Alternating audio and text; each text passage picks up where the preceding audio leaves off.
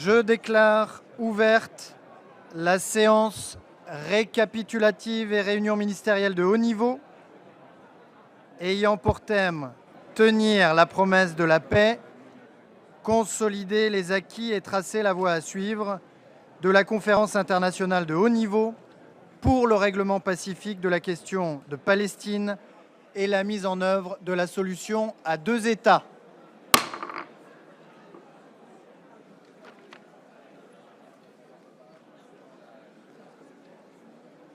Silence, s'il vous plaît.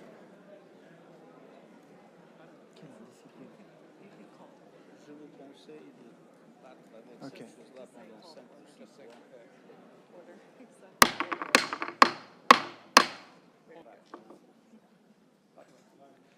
Mesdames et messieurs les chefs d'État et de gouvernement, mesdames et messieurs les ministres, Votre Excellence, Monsieur Antonio Guterres, secrétaire général de l'Organisation des Nations Unies, Votre Excellence, Monsieur Philémon Yang, président de l'Assemblée générale, Excellences, Mesdames et Messieurs, je tiens tout d'abord à vous souhaiter chaleureusement la bienvenue.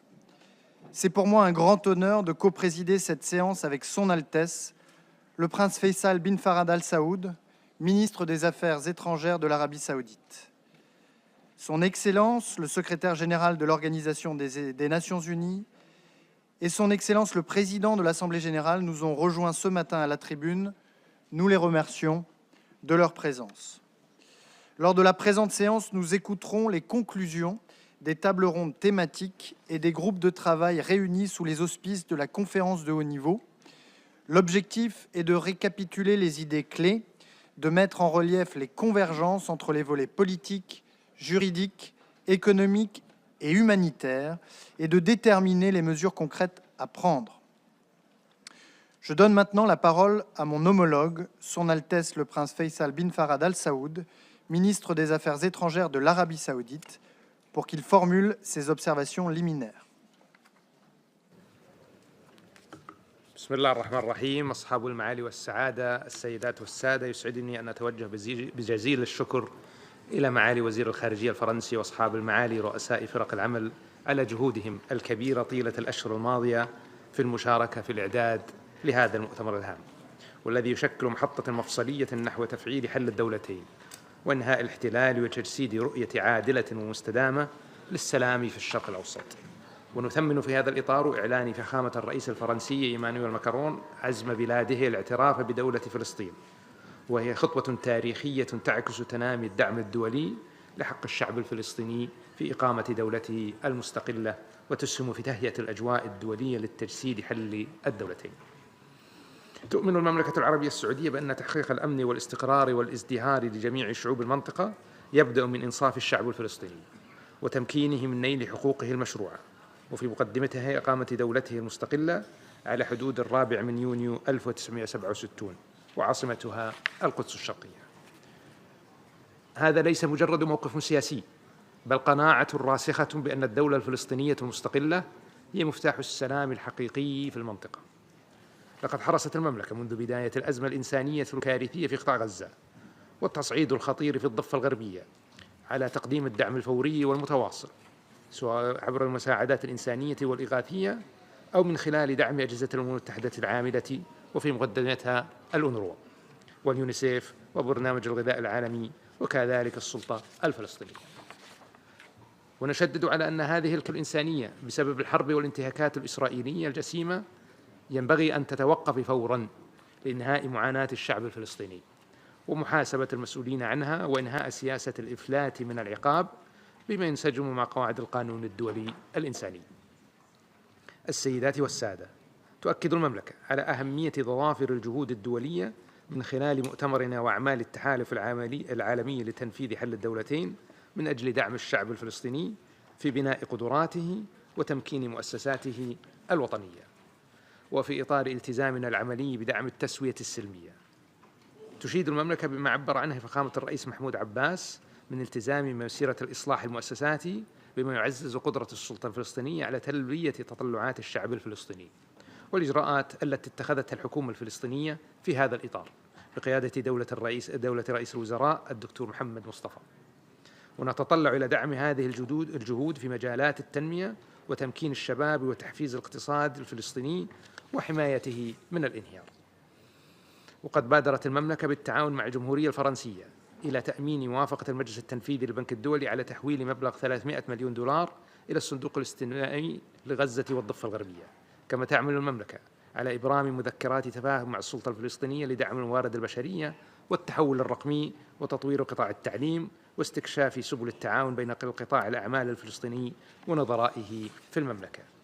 وفي هذا السياق نولي أهمية خاصة لدعم التحول الرقمي وتطوير التعليم في فلسطين من خلال نقل الخبرات في الحكومة الرقمية وتنمية المهارات الرقمية للكوادر الحكومية. إن تمكين الشباب الفلسطيني بالمعرفة والتكنولوجيا وحجر الزاوية في بناء مستقبل مزدهر ومستدام.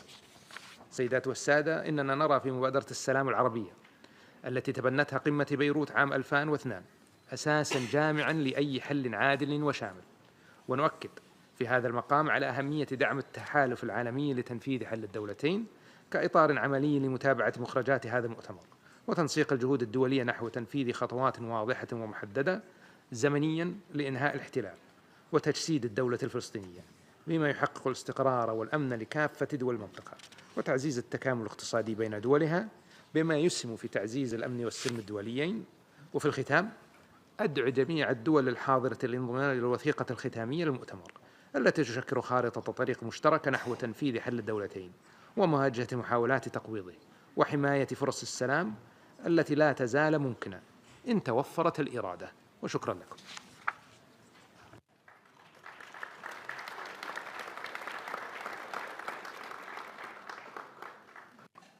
Je remercie mon homologue de ses observations et avant de poursuivre, j'aimerais faire quelques observations liminaires. Mesdames et messieurs, je me réjouis d'ouvrir, aux côtés de mon collègue saoudien, les travaux de cette conférence internationale de haut niveau pour le règlement pacifique de la question palestinienne et la mise en œuvre de la solution des deux États à travers la tenue de cette première session consacrée à la restitution des groupes de travail thématiques. 80 ans après la création des Nations Unies, nous ne pouvons accepter que des civils, des femmes et des enfants soient pris pour cible lorsqu'ils se pressent dans des distributions alimentaires. C'est inacceptable. Votre présence en nombre aujourd'hui témoigne du consensus et la mobilisation de la communauté internationale autour de l'appel à la fin de la guerre à Gaza. La conférence de New York, et ce sera mon deuxième message, doit constituer une étape décisive et transformative pour la mise en œuvre de la solution à deux États. Nous devons travailler aux voies et aux moyens de passer de la fin de la guerre à Gaza à la fin du conflit israélo-palestinien, alors que cette guerre menace la stabilité et la sécurité de la région tout entière. Pour y parvenir, seule une solution politique à deux États permet de répondre aux aspirations légitimes des Israéliens et des Palestiniens à vivre en paix et en sécurité. Il n'existe pas d'alternative. Face à la multiplication des faits accomplis sur le terrain et à l'accélération sans précédent de la politique de colonisation israélienne en Cisjordanie, la perspective d'un État palestinien viable doit être préservée à travers la mise en œuvre de mesures concrètes. C'est le sens des travaux des 8 groupes de travail constitués dans le cadre de cette conférence. Ces groupes sont la force motrice de notre initiative diplomatique. Leurs travaux, qui vont être restitués au cours de cette matinée, visent à identifier des contributions concrètes pour matérialiser la solution des deux États dans l'ensemble des dimensions politiques, sécuritaires, économiques et humanitaires du conflit israélo-palestinien. Les 17 coprésidents des groupes de travail ont mené un travail approfondi, fruit d'un large processus de consultation des États membres des Nations Unies qui se sont mobilisés, mais aussi d'organisations internationales, d'ONG de la société civile. Soyez-en toutes et tous remerciés. Troisième et dernier message, c'est que nous avons, à travers ce processus de New York, enclenché une dynamique inédite et inarrêtable en faveur d'une solution politique au Proche-Orient qui commence déjà à porter ses fruits. Dans le cadre de cette conférence, nous sommes parvenus à relancer une dynamique collective en faveur d'une solution politique au conflit israélo-palestinien qui réponde aux considérations de sécurité légitimes d'Israël et qui assure à terme la contiguïté et la viabilité de l'État palestinien. Nous avons remis au centre des efforts diplomatiques la reconnaissance de la Palestine, la normalisation et l'intégration régionale d'Israël, la réforme de la gouvernance palestinienne et le désarmement du Hamas. C'est dans le cadre de ce processus que Mahmoud Abbas, dans une lettre remise le mois dernier au président de la République française et au prince héritier d'Arabie saoudite, a pris des engagements historiques en condamnant clairement les attaques terroristes du 7 octobre, en annonçant la tenue d'élections sous 1 an, en s'engageant à des réformes favorisant la déradicalisation de la société palestinienne, en affirmant que cet État de Palestine serait démilitarisé.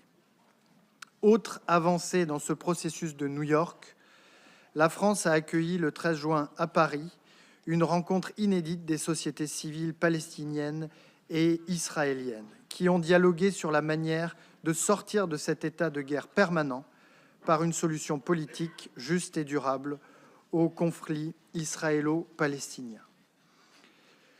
Face à la poursuite de la guerre et à la tragédie humanitaire à Gaza, nous lançons à travers cette conférence un appel collectif à l'action. Cette guerre qui a trop duré doit cesser, les armes doivent se taire et laisser place à un cessez-le-feu immédiat et durable. Tous les otages capturés à la suite des attaques barbares du 7 octobre 2023 menées par le Hamas et d'autres groupes terroristes doivent être libérés de façon immédiate, sans condition et dans la dignité. Le calvaire que vivent les populations civiles de Gaza face à la catastrophe humanitaire doit prendre fin. Mesdames et messieurs les coprésidentes et coprésidents de groupes de travail, les travaux que vous allez nous présenter aujourd'hui serviront de boussole à l'ensemble de la communauté internationale pour tracer un chemin politique irréversible vers la mise en œuvre de la solution des 2 États. Je vous remercie.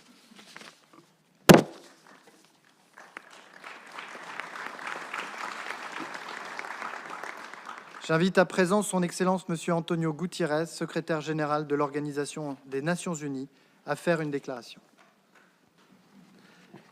Excellencies, ladies and gentlemen, I thank the government of France and the Kingdom of Saudi Arabia for organizing this international conference on the implementation of the two-state solution. We are here today with our eyes wide open, fully aware of the challenges before us. We know that the Israeli-Palestinian conflict has endured for generations, defying hopes, defying diplomacy, defying countless resolutions, and defying international law. We know that the conflict continues to take lives, destroy futures, and destabilize the region and our world. But we also know its persistence is not inevitable. It can be resolved. That demands political will and courageous leadership, and it demands truth. The truth is we are at a breaking point. The two-state solution is farther than ever before. Excellencies, nothing can justify the horrific 7 October terror attacks by Hamas and the taking of hostages, both of which I have repeatedly condemned. And nothing can justify the obliteration of Gaza that has unfolded before the eyes of the world. The starvation of the population, the killing of tens of thousands of civilians, the further fragmentation of the occupied Palestinian territory, the relentless expansion of settlements, the surge in settler violence against Palestinians, the demolition of homes and forced displacement of populations, the changes to demographics on the ground, and the absence of any credible political solution. And the support, as expressed in a Knesset declaration voted last week, for annexing the occupied West Bank. Let's be clear. The creeping annexation of the occupied West Bank is illegal. It must stop. The wholesale destruction of Gaza is intolerable. It must stop. Unilateral actions that would forever undermine the two-state solution are unacceptable. They must stop. Excellencies, these are not isolated events. They are part of a systemic reality that is dismantling the building blocks of peace in the Middle East. And yet, precisely because of the grim realities, we must do even more to realize the two-state solution. Today's conference is a rare and indispensable opportunity. We must ensure that it does not become another exercise in well-meaning rhetoric. It can and must serve as a decisive turning point, one that catalyzes irreversible progress towards ending the occupation and realizing our shared aspiration for a viable two-state solution. The two-state solution remains the only framework rooted in international law, endorsed by the Assembly and supported by the international community. Specifically, Israel and Palestine, living side by side in peace and security, within secure and recognized borders on the basis of the pre-1967 lines, with Jerusalem as the capital of both states, in line with international law, UN resolutions, and other relevant agreements. Two independent, contiguous, democratic, and sovereign states, recognized by all and fully integrated into the international community. It is the only credible path to a just and lasting peace between Israelis and Palestinians. And it is the sine qua non for peace across the wider Middle East. Excellences, Israël, la Palestine et d'autres devront prendre les décisions difficiles sur cette voie. Un leadership audacieux et fondé sur les principes sera nécessaire de tous les côtés. Nous sommes ici pour encourager et soutenir cet effort. Merci de vous être rassemblés pour faire avancer cette cause essentielle pour les populations d'Israël, de Palestine et pour l'humanité tout entière. Et je vous remercie.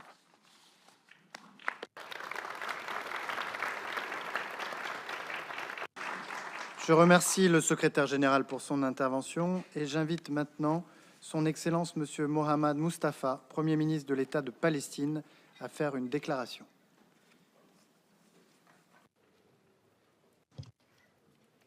Excellencies, distinguished delegations, I'm honored to be among you all today, and I wish to express the State of Palestine's deep gratitude for the Kingdom of Saudi Arabia and France for their leadership and for undertaking the responsibility entrusted to them by the General Assembly in co-chairing this historical international conference.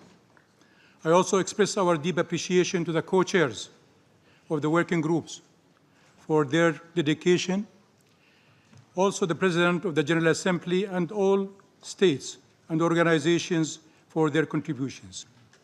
I'd like to thank the United Nations, represented by the President of the General Assembly and the Secretary General, and through them, all of the United Nations, for their relentless efforts to deliver on their sacred mandate, including the United Nations personnel on the ground who does so at the peril of their lives. Excellencies, this conference holds a promise, a pledge to the Palestinian people that the historical injustice that befell them must come to an end. What's happening in Gaza is its latest and most brutal manifestation, and we are all more than ever compelled to act. This conference is a message to the Palestinian people that the world supports us in the realization of our rights to life, liberty, dignity in our land, and of our right to our sovereign state. This conference is also a message to the Israeli people that there is a path to peace and regional integration. It will be achieved through our independence, not our destruction, through the realization of our rights, not their continued denial, that Palestinians are not condemned to perpetual occupation and exile, and Palestinians and Israelis are not doomed to be at eternal war, that there is another way, a better way, that leads to shared peace, shared security, and shared prosperity in our region. Not for one at the expense of the other, but for all. We hope they hear this message and grasp this historical opportunity. For very long, the idea was to leave the matter to the parties, relying solely on their goodwill. The result was entrenched occupation, an ever-worsening situation, and more violence and loss of innocent lives. The reality is that while the parties have their obligations and responsibilities, the rest of the world has also obligations and responsibilities in ensuring we achieve self-determination and just and lasting peace. Therefore, we welcome the approach taken by this conference to identify what's required from all actors and to promote concrete and decisive actions with clear mechanisms and time-bound commitments. All states have a responsibility to act now, to end the war on our people in Gaza and throughout the state of Palestine, to secure the release of all hostages and prisoners, to ensure the withdrawal of Israeli occupation forces. And we, of course, support in this regard the mediation efforts of Egypt, Qatar, and the United States, and the actions undertaken by all states to achieve these goals. The massacres and the engineered starvation by Israel must be brought to an immediate end. We all must act to reunify Gaza and the West Bank, including East Jerusalem, with no occupation, no siege, no settlements, no forcible displacement, and no annexation, and to rebuild Gaza with and for our people, end the occupation, achieve Palestinian independence, and implement the two-state solution with Palestine and Israel living side by side in peace and security towards achieving regional peace, security, and prosperity. This requires support to the Palestinian government in assuming its sole governance and security responsibilities with regional and international support in the Gaza Strip and throughout Palestine. Hamas must end its rule of Gaza and hand over its weapons to the Palestinian Authority.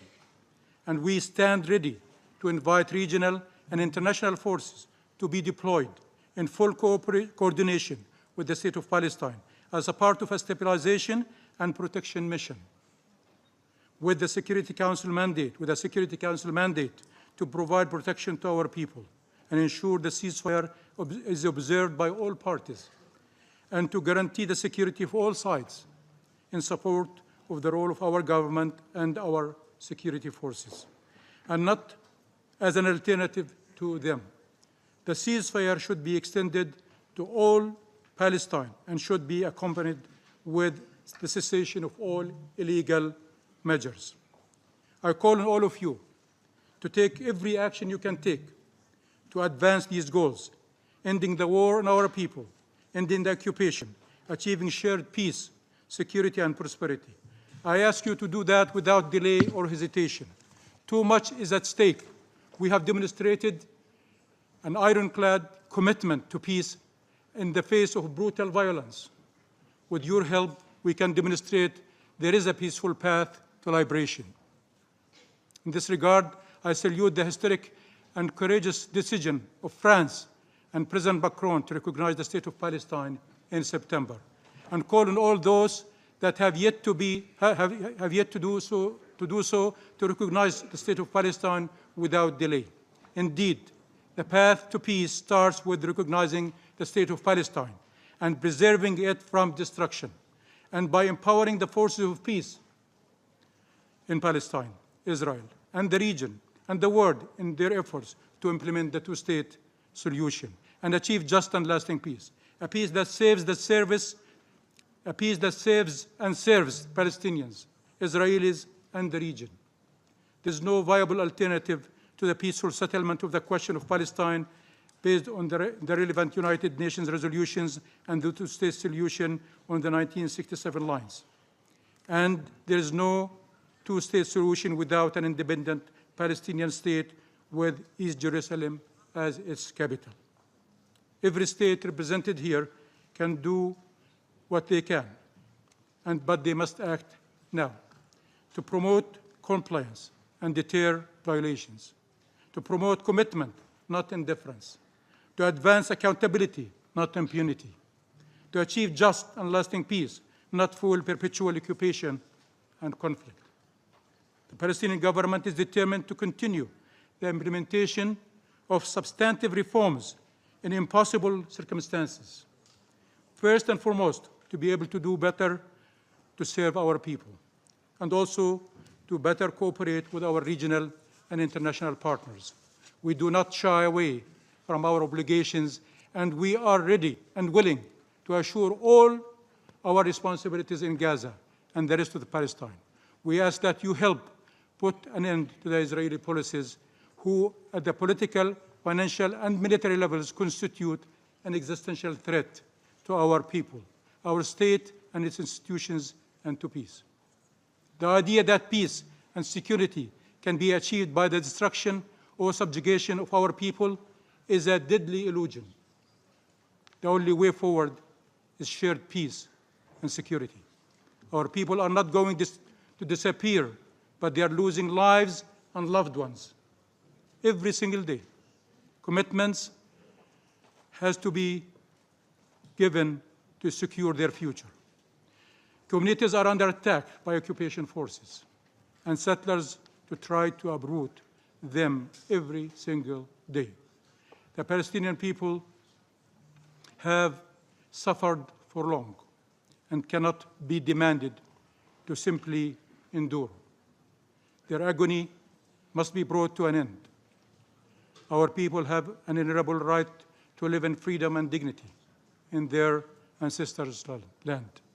The region is ready to move forward now, but not at the expense of Palestine and the Palestinian people. The rights of all peoples must be respected. The sovereignty of all states must be ensured. Palestine and its people can no longer be the exception. Thank you.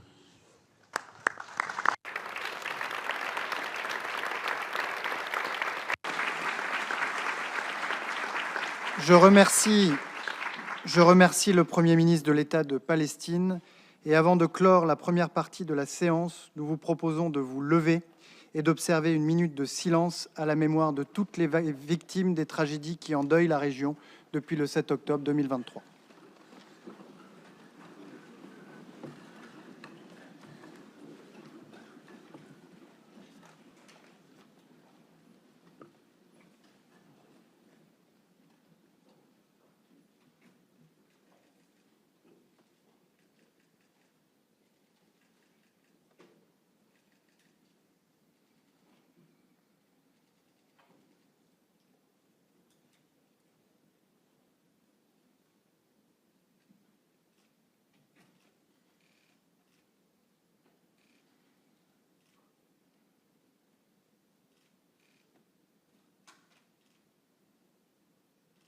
Je vous remercie.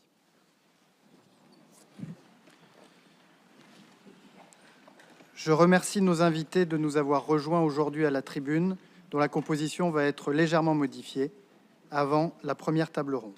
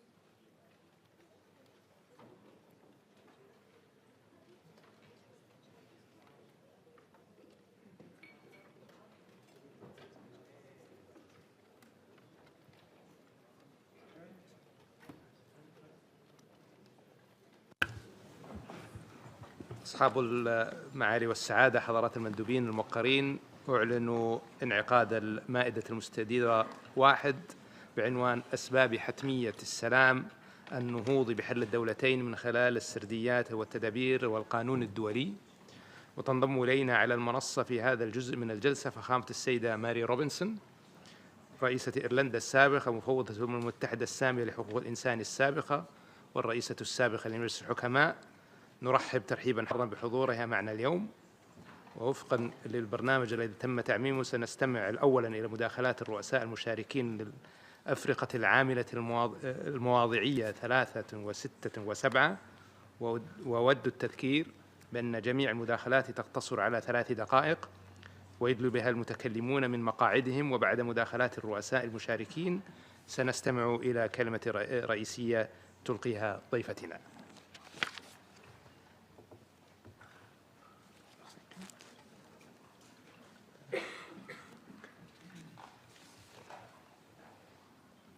أدعو الآن ممثلة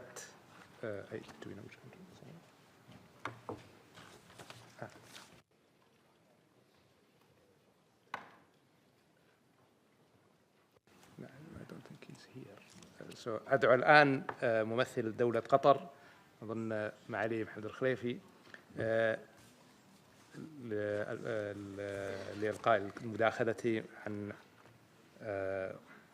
يعني مجموعة العمل رقم 3.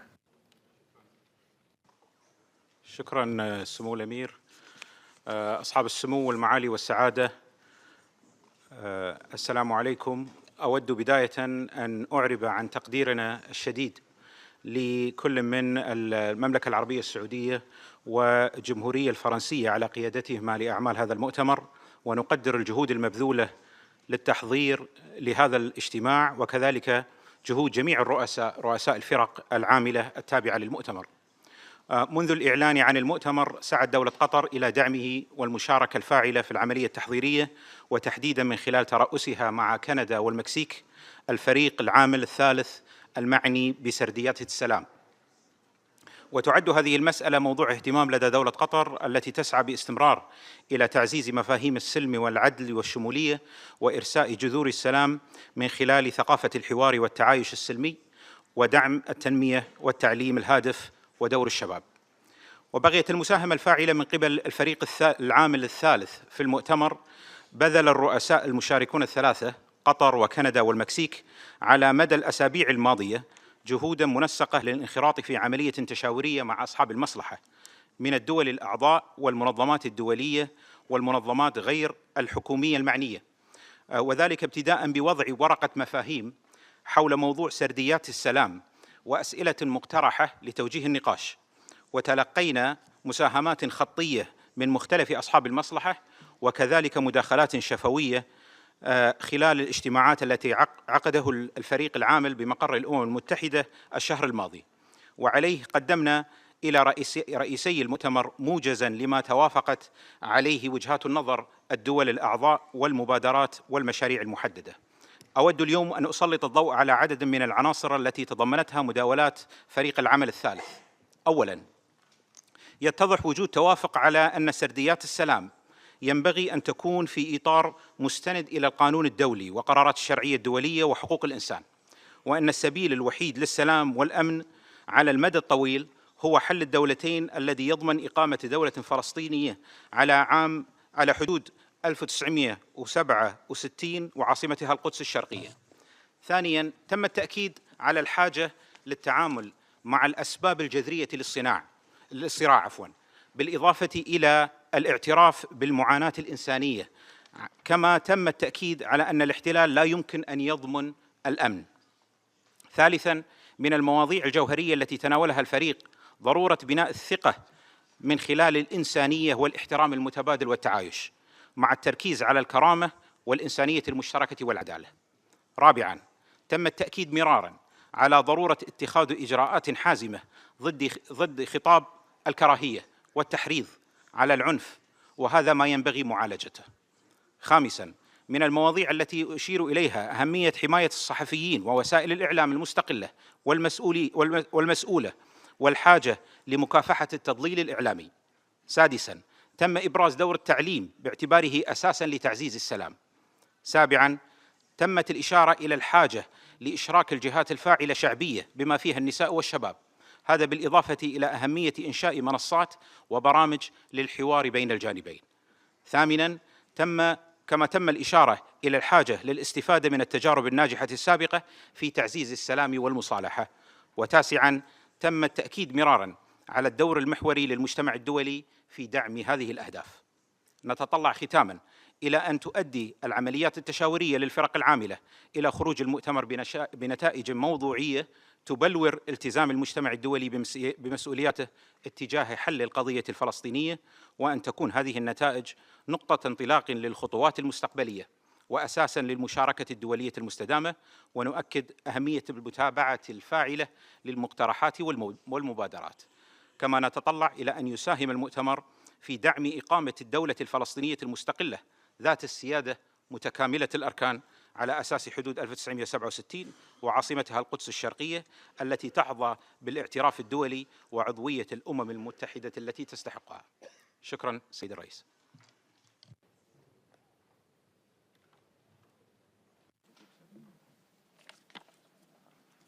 شكراً. والآن نعطي الكلمة لمعالي وزيرة كندا السيدة أنيتا أناند. فلتفضل.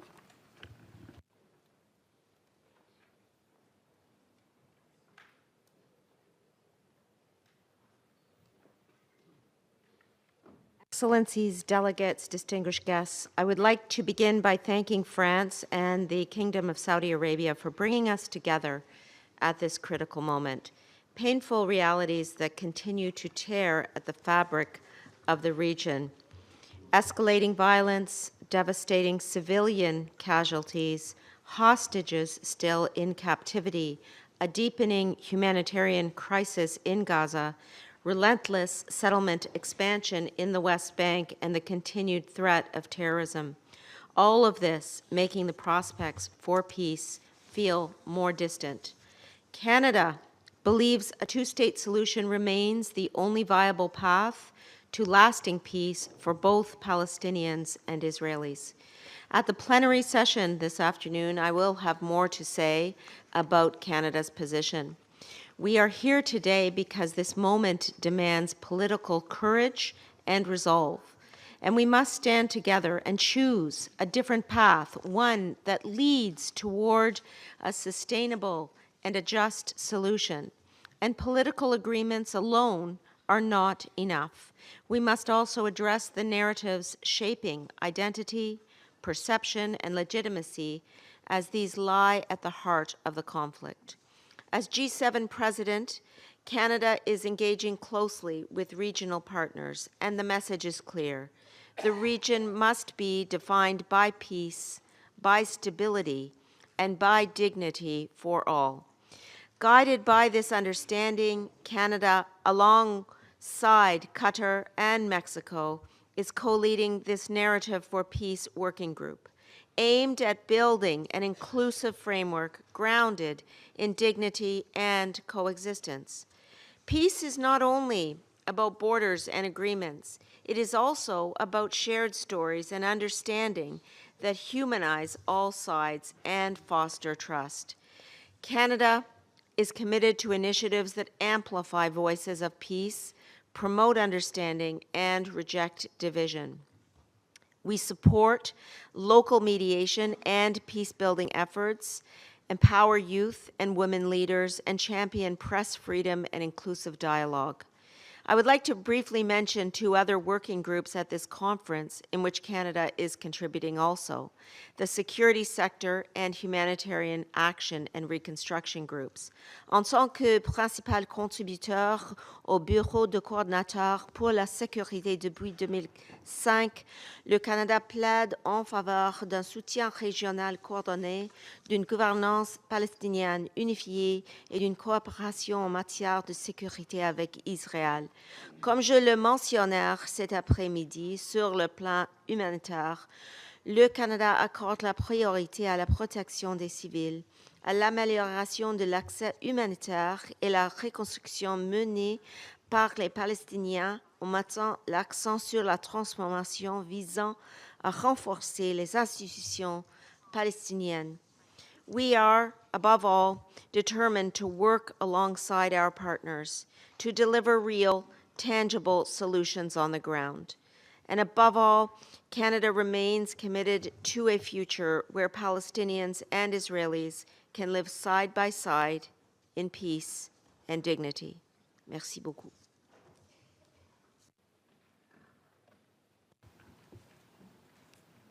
أشكر معالي وزيرة خارجية كندا وأعطي الكلمة الآن لسعادة الممثل الدائم للمكسيك فليتفضل.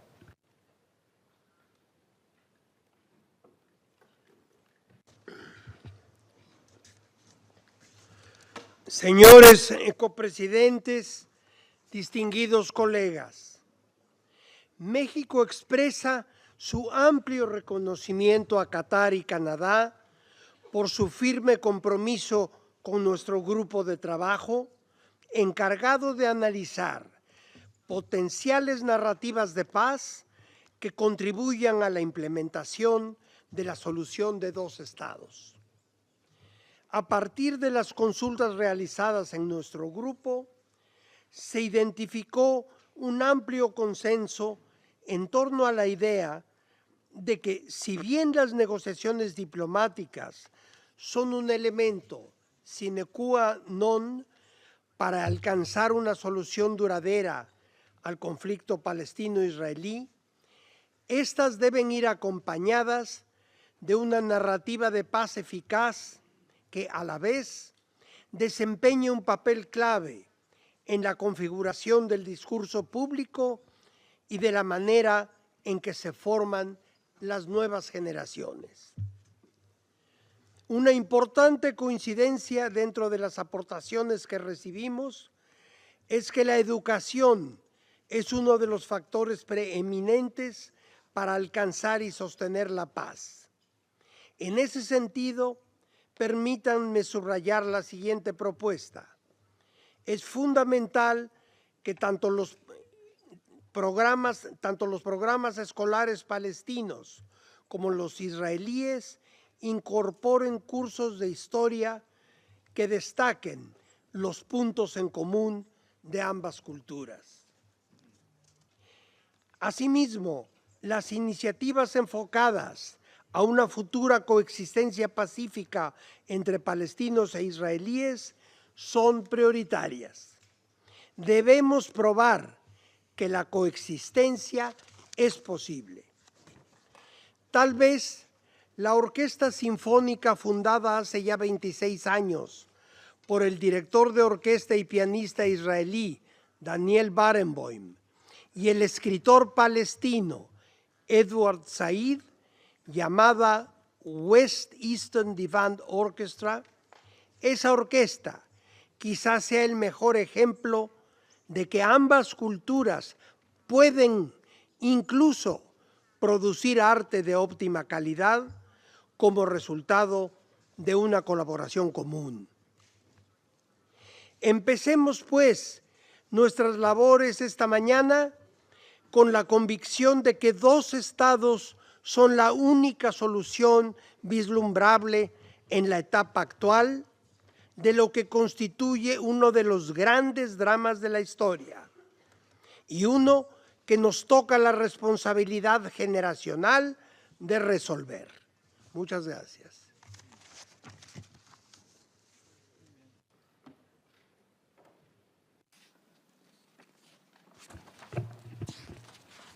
شكرا سعادتكم. والآن أدعو معالي وزير خارجية البرازيل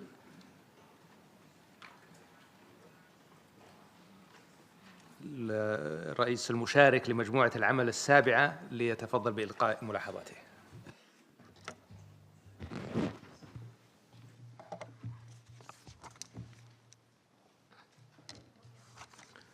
Thank you, Mr. Chair, Excellencies.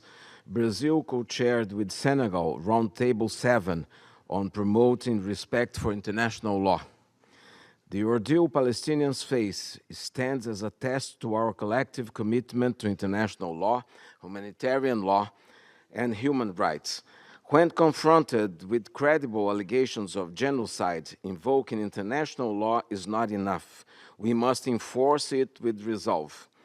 Last year, the International Court of Justice laid out clear guidelines on how states must fulfill their obligations regarding the unlawful occupation of Palestine. They include not recognizing the unlawful situation created by Israel's presence in the occupied Palestinian territory, including East Jerusalem, differentiating in all dealings with Israel between its territory and the occupied Palestinian territory, refraining from any action that may aid or contribute to maintaining occupation, and ensuring respect for the Palestinian people's right to self-determination and the Fourth Geneva Convention. Guided by the Court's opinion, Working Group 7 formulated 3 questions to inform Member States' action. First, what actions can states adopt to promote and ensure compliance with international law? Second, what accountability mechanisms can be activated to address relevant and lawful actions, policies, and practices, and to ensure reparation? Third, what preventive measures can be taken against illegal unilateral actions undermining the viability of the two-state solution?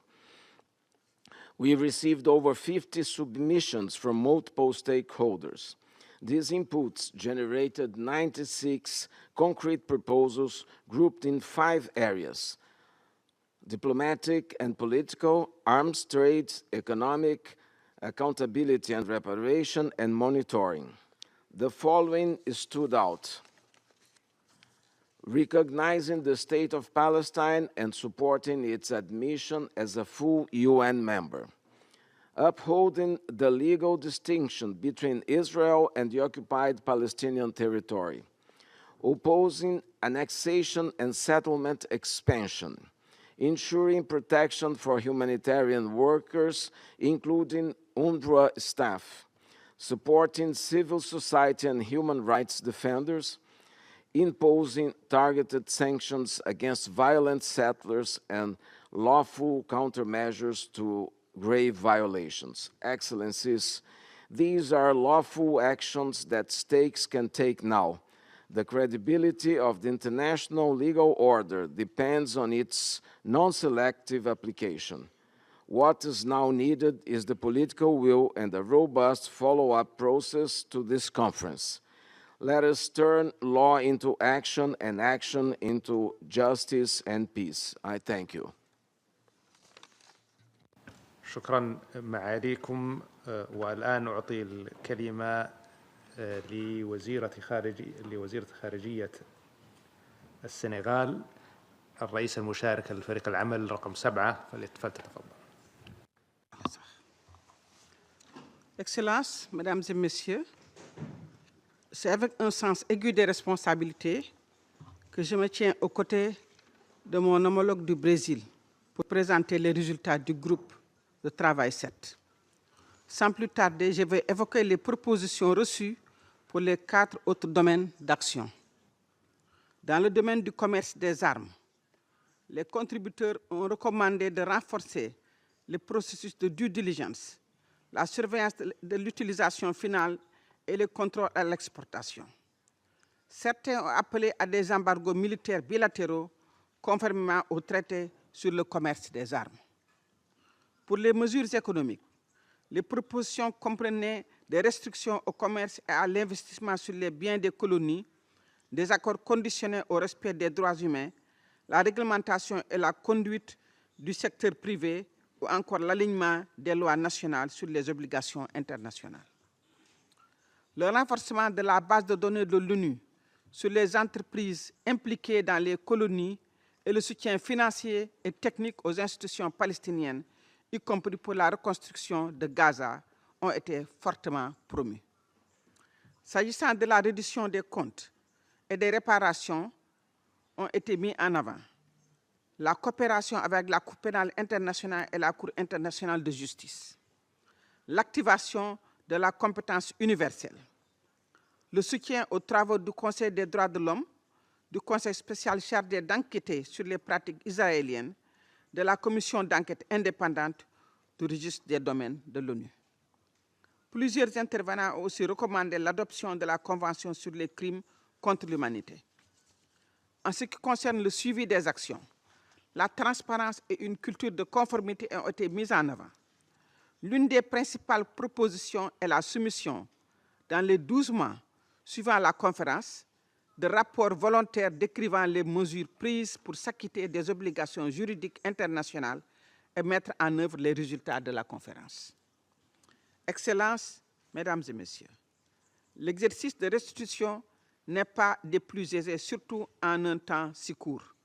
Aussi, tenons-nous à remercier toutes les parties qui ont contribué à ce processus qui s'est voulu inclusif et exhaustif. Les propositions que nous avons reçues reflètent une compréhension largement partagée de ce que l'érosion du droit international dans les territoires palestiniens occupés constitue un échec juridique, mais aussi une faillite morale et politique. Elle réaffirme également une position de principe qui est celle de la primauté du droit sur la force. Cette position est la seule voie vers une paix durable, à travers une solution à deux États ancrée dans le droit international, respectueux du droit du peuple palestinien à l'autodétermination et garantie de la sécurité des peuples palestiniens et israéliens. Je vous remercie. أشكر معالي وزيرة خارجية السنغال. والآن أدعو معالي نائب وزير الخارجية في الجمهورية التركية الرئيس المشارك للفريق العمل السادس للإدلاء بملاحظته فليتفضل. Esteemed ministers of co-chairing and participating states, excellencies, dear colleagues, I would like to thank France and Saudi Arabia for co-chairing the conference and all stakeholders, including civil society organizations, for their valuable contributions to the work of Working Group 6. I would like to thank our Irish colleagues for their excellent cooperation and the hard work they put into our efforts to co-chair our working group. I wish also to take this opportunity to welcome the announcement of France to recognize the State of Palestine. We sincerely hope that many others will follow suit soon. Before sharing with you the priorities and recommendations that came out of the submissions in our working group, allow me to share with you some general observations regarding our deliberations. Firstly, we have seen the strong desire among the stakeholders to contribute to ending the decades-long suffering of the Palestinian people. Contributions received highlighted the areas where concrete action is needed to realize this vision. There were submissions rightfully proposing programs to help build capacity in the Palestinian Authority. Yet, empowering the State of Palestine calls for addressing the urgent question of how to end the Israeli occupation. Therefore, the root cause is still there. During our deliberations, it was a recurring view that the continued occupation is the main obstacle on the way to Palestinian statehood. While the annexation of Palestinian territories by Israel is looming, as called for by the Israeli parliament on July 23rd, our tools should be proportionally strong and effective. Some stakeholders made submissions proposing the establishment of mechanisms to enforce international law and international humanitarian law. We also observed that the addition to the dire humanitarian situation in Gaza, illegal settlements, confiscation of land, house demolitions by Israel in the West Bank, including East Jerusalem, also call for urgent action. Some stakeholders emphasized that measures, including sanctions, should be imposed against settlers in the occupied Palestinian territory. Israel may also be subjected to coercive measures as it is the enabler of the illegal settlements. The acts of Israel to displace, dislocate, and expel Palestinian people from their homeland should be prevented without any delay. We cannot envisage the state of Palestine without the Palestinian nation. The core priorities that came out of the submissions can be listed as follows. First, implementation of the two-state solution. Second, recognition of the State of Palestine and the admission of the State of Palestine as a full member in the UN. Third, humanitarian and reconstruction efforts in Gaza. Fourth, institutional development. Fifth, halting settlement expansion and forced displacement. 6, accountability and the rule of law. 7, civil society engagement. 8, security guarantees for both people. The submissions send a clear message. The international community must act urgently and decisively to preserve the two-state vision, to uphold legal and humanitarian principles, and to move beyond expressions concerned to activating mechanisms of accountability. Thank you. أشكر ممثل تركيا وأدعو الآن معالي وزيرة خارجية معالي وزيرة الدولة في إيرلندا والرئيس المشاركة في مجموعة العمل السادسة فلتتفضل. Thank you very much. Excellencies, delegates, distinguished guests, I would like to begin at the outset by thanking France and Saudi Arabia for all of their work to date, and to all of the co-chairs and their teams for all of their work, including our own team in Ireland. I'd also like to thank Minister Yilmaz and express my appreciation to Turkey for their excellent cooperation. I'm delighted that former President of Ireland, Mary Robinson, is here with us today, and I thank her for her decades of dedication to the protection of human rights. This conference, delegates, is an opportunity. It's an opportunity to bring a renewed sense of urgency and to demonstrate a spirit of shared responsibility for seeking a political situation to this absolutely devastating conflict. The humanitarian situation in Gaza has reached new depths of despair and new depths of misery. Mass starvation is now spreading right across the population, and that is an affront to our collective humanity. We need to see an immediate ceasefire, we need to see an immediate release of hostages, and we need to see massive humanitarian aid into Gaza at scale. As co-chairs of Working Group 6, Ireland and Turkey engaged broadly with member states and stakeholders. Our working group was on the preservation of the two-state solution.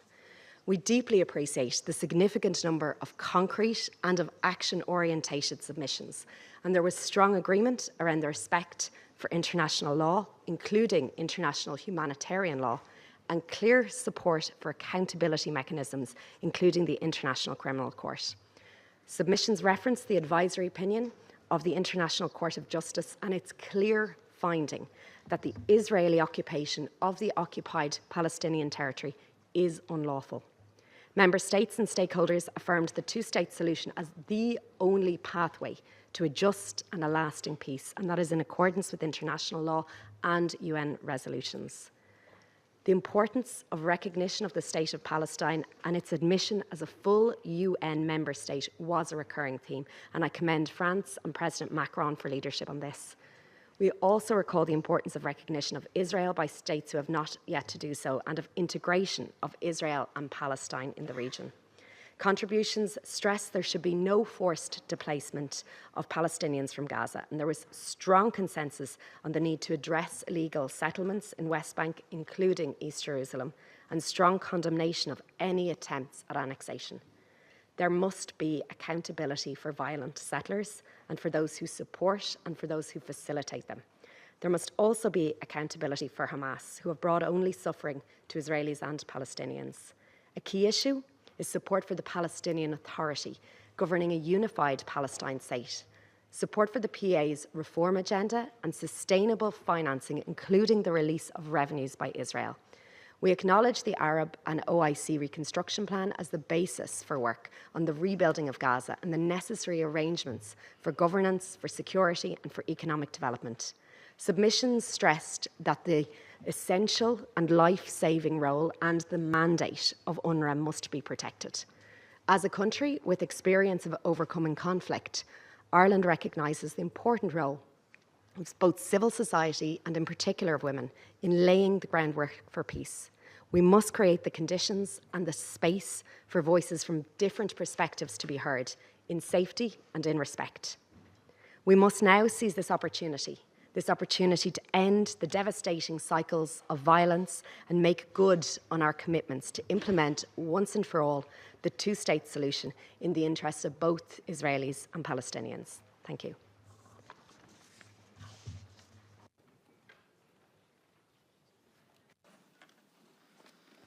I thank the representative of Ireland.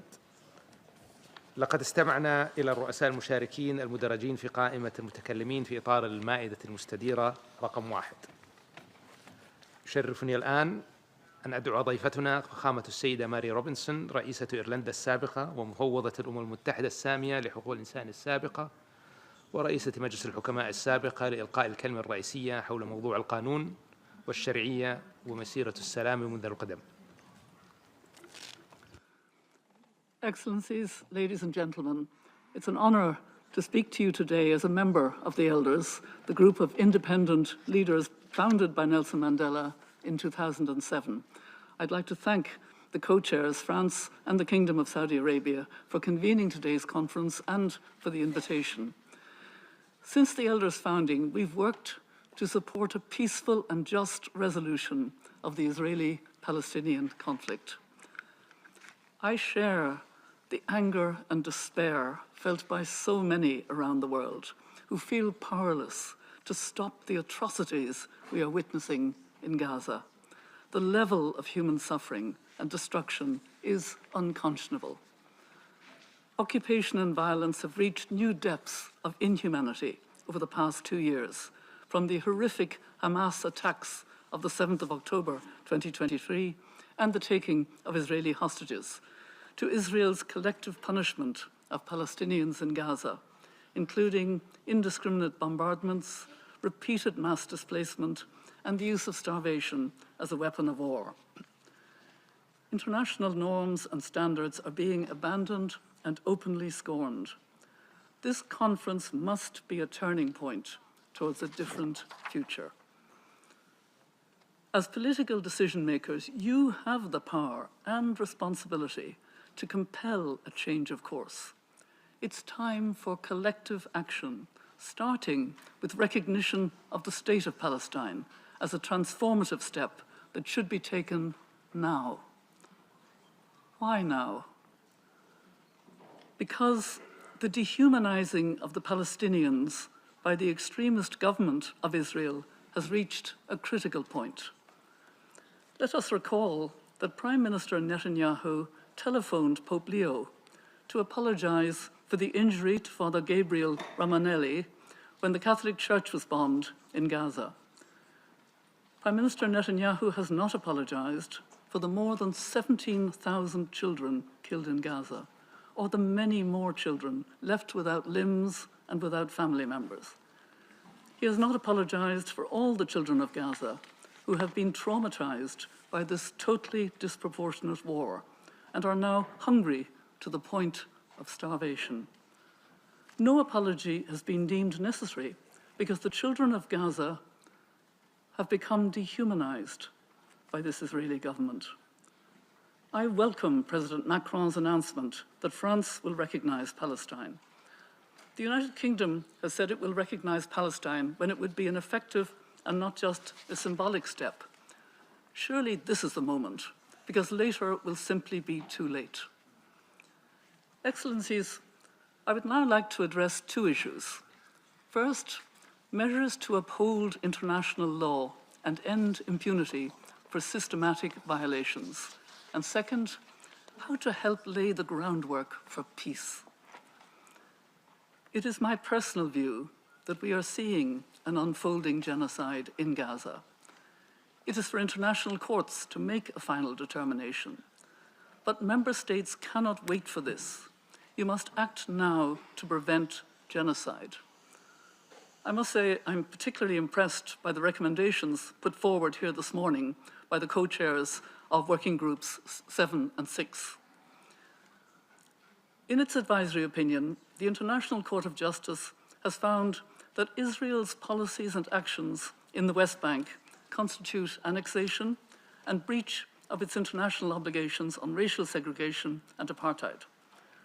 For those of us who believe in international law and the United Nations Charter, the stark truth is that the government of Israel has not been held accountable for its violations in Gaza and across the occupied Palestinian territory. Its leadership enjoys a high level of impunity, and measures taken to date have not been sufficient to incentivize a change of course. This cannot continue. We have a shared duty to uphold the international rule of law and guard against the erosion of basic norms that guide conduct in wartime. There are practical steps that member states should take now to end impunity and give effect to the International Court of Justice's advisory opinion, halting arms transfers, expanding targeted sanctions, and moving to suspend trade cooperation. There must be an immediate halt to arms transfers and any military, security, or other form of cooperation which assists in maintaining Israel's unlawful presence and actions in the occupied Palestinian territory. The International Court of Justice advisory opinion clarified that Israel's security concerns do not justify its illegal presence in the West Bank and Gaza, or the annexation of territory. Self-defense cannot be invoked as justification for supplying arms when the use of force is unlawful or there is an overwhelming evidence of atrocity crimes. Ensuring the security of Israelis is central to finding a lasting solution, but this cannot be achieved when arms are used to perpetuate an unlawful occupation and atrocity crimes are fueling grievances on a colossal scale. Of course, there must also be accountability for systematic violations of international law by Hamas and other Palestinian armed groups, including the continued holding of Israeli hostages. It is right that member states have strengthened sanctions against Hamas in response to its atrocity crimes against Israeli civilians. The right of the Palestinian people to resist an unlawful occupation can never justify targeting civilians in Israel. Member states should also act collectively to expand targeted sanctions against the Israeli leaders responsible for systematic violations of international law in Gaza and the West Bank. I commend the governments of Australia, Canada, New Zealand, Norway, and the United Kingdom for imposing targeted sanctions in response to the dangerous rhetoric of some Israeli ministers. To achieve greater impact, governments must work together to build on this and put in place a robust set of targeted sanctions. Sanctions should continue to be strengthened against violent settlers and non-state entities funding and supporting illegal settlements. But let us be clear, it is the government of Israel that is driving settlement creation and expansion. This is not a recent initiative of a few extremist ministers. It is an enterprise that has been advanced by successive Israeli governments over many decades in clear violation of international law. Member states should expand sanctions and other measures in response to the announcement of new settlements, such as the recent revival of the E1 settlement plan, which would sever the West Bank in two. It's also high time for member states to cease any assistance to or trade with illegal settlements. I particularly welcome the recent decision of my own country, Ireland, to advance legislation on this. I urge other states to follow suit. All existing and future trade cooperation with Israel should be reviewed with a view to suspension. Maintaining preferential trade access in such a context cannot be justified. It is deeply disappointing that European Union members have still taken no collective concrete action in response to Israel's persistent violations of Article 2 of the EU-Israel Association Agreement. Excellencies, measures to end Israel's impunity, including the ICC arrest warrants, which should be enforced, are not anti-Semitic. They are a necessary response to actions of the government of Israel, which are opposed by many sections of Israeli society. the elders stand in solidarity with the growing number of Israelis who both want the hostages to be released by Hamas and the humanitarian crisis and war in Gaza to end. We are seeing acts of extraordinary courage from Israelis and Palestinians who have suffered deep trauma and loss, but who are challenging extremist narratives within their own societies, recognizing the humanity in each other, and working to forge a common vision of a shared future. Just today, 2 Israeli human rights organizations, B'Tselem and Physicians for Human Rights, have issued reports saying Israel is committing genocide against Palestinians in Gaza, and Western countries have a legal and moral duty to stop it. Creating the conditions of peace requires challenging the dehumanizing rhetoric and incitement on both sides that fuels hatred and legitimizes violence. Women have a particular role to play in peace building. In Northern Ireland, they came out of their housing estates and reached across the divide. Women are likewise at the forefront of many of the peace efforts in Israel and Palestine, leading civil society initiatives and creating partnerships for peace. At the political level, the Arab OIC plan for Gaza's reconstruction and recovery offers a pathway that can pave the way for a fully sovereign, unified Palestinian state, with an end to occupation and all forms of violence against civilians as part of a sustainable two-state solution.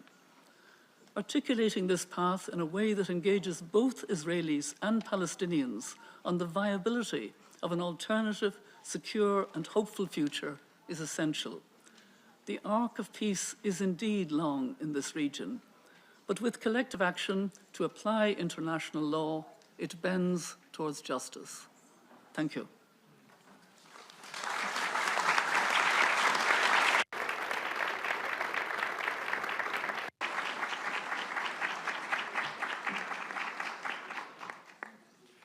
Je vous remercie et j'ouvre maintenant la deuxième table ronde qui a pour terme 2 États, un seul avenir, assurer la souveraineté, garantir la sécurité de tous et la viabilité économique. Son Excellence Monsieur Juan Manuel Santos Calderón, ancien président de la Colombie, lauréat du prix Nobel de la paix en 2016 et président des Sages, nous rejoint à la tribune. Nous lui souhaitons la bienvenue.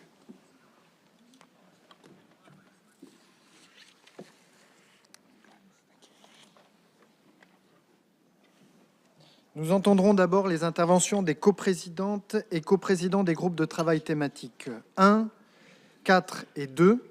Immédiatement après, nous entendrons une allocution de notre invité. J'invite à présent le représentant de la Jordanie, son Excellence Ayman Safadi, vice-premier ministre et ministre des Affaires étrangères du Royaume hachémite de Jordanie, à prendre la parole.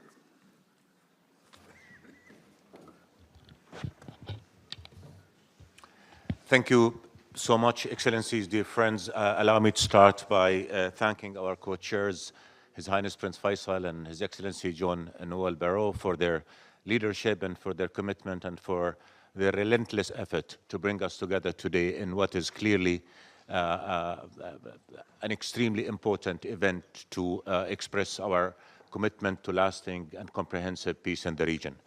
I will express Jordan's position in my intervention at the panel, but now I'll just summarize the outcome of our working group, which I had the honor of co-chairing with my dear friend, the Foreign Minister of Spain. And basically, I think what the group showed that we are all committed to a just, lasting, and comprehensive peace on the basis of the two-state solution. We're all committed to the two-state solution as the only path going forward.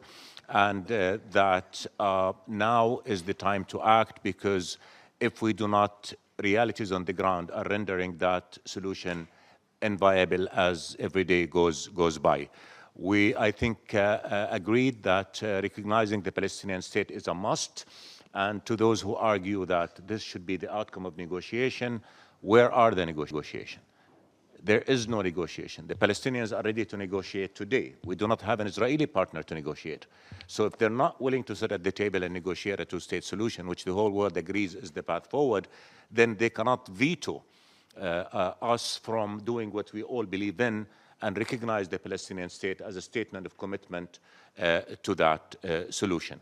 I think majority in the group, and I thank everybody who participated in it, also expressed the importance of recognizing Palestine as a full member of our United Nations so that we can move forward. And I think it was clear among all of us that we've got to act to stop Israeli unilateral actions that undermine the two-state solution, including settlements, land confiscation, encroachments on the holy sites, and attempts to change the demographic composition of the West Bank and Gaza. That is also something that I think resonated among all of us in the group. So to sum up, I think what we all agreed on is that we've got to act and act quickly in accordance with our conviction that the two-state solution is the only path forward, and we've got to recognize Palestinian state, and we've got to take action, practical action to move in that direction. And if I may just add one element here is that if we all agree that the two-state solution is the path forward, and we all know who is the party that is preventing us from moving forward, then it is about time that the world took action against that party, which is Israel, that is not allowing the realization of the two-state solution. Again, I think we all agreed that this is not time to talk, this is time to act, and we have to act efficiently and act quickly. And before I conclude, allow me just to say what I should have started with, which is the catastrophe on Gaza cannot continue.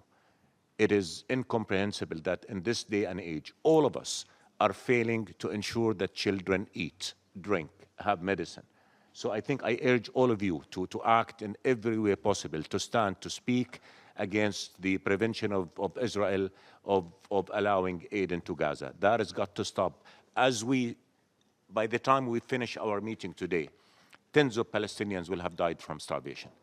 That cannot stand. So please, let's stand on the side of justice, stand on the right of what's right, stand on the right of international law, which our group also emphasized that must be implemented equally to all. Thank you so much.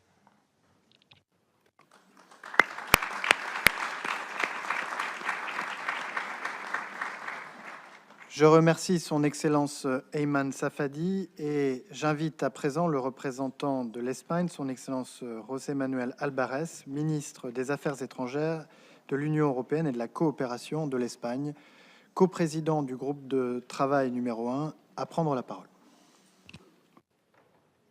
Thank you very much. I commend Franz Faisal and Jean-Noël Varro for the work that they are doing, and of course my good friend Ayman Safadi that has co-chaired this group. I will continue in Spanish. Hoy seguimos avanzando en lo que es la única senda posible hacia la paz en la región para que no vuelva a repetirse un ciclo de violencia como el que estamos viviendo actualmente, que es el peor del conflicto más antiguo que tienen las Naciones Unidas sobre la mesa. Quiero recordar que la primera misión de paz de la historia de esta organización fue precisamente en Palestina y aquí seguimos en una situación más grave que nunca. En estos momentos tenemos decenas de miles de muertos, más de 100.000 heridos y tenemos que trabajar para la implementación de los dos estados, que es la única forma de trabajar por la paz definitiva en Oriente Medio. El grupo de trabajo que he copresidido con el ministro Safadi ha dejado claro que no cabe volver a la situación de status quo anterior al 7 de octubre. Tenemos que concretar la solución de los dos estados. Esa es la única vía posible y el objetivo de esta conferencia. Al mismo tiempo, hay un amplio acuerdo en que hay que avanzar para asentar la estatalidad de Palestina, comenzando por el reconocimiento del Estado de Palestina, como han hecho ya 149 Estados miembros de Naciones Unidas, y también trabajar para su admisión como miembro de pleno derecho en esta organización. Es también esencial que se reafirme la plena normalización de las relaciones de todos con Israel y su completa integración en la región.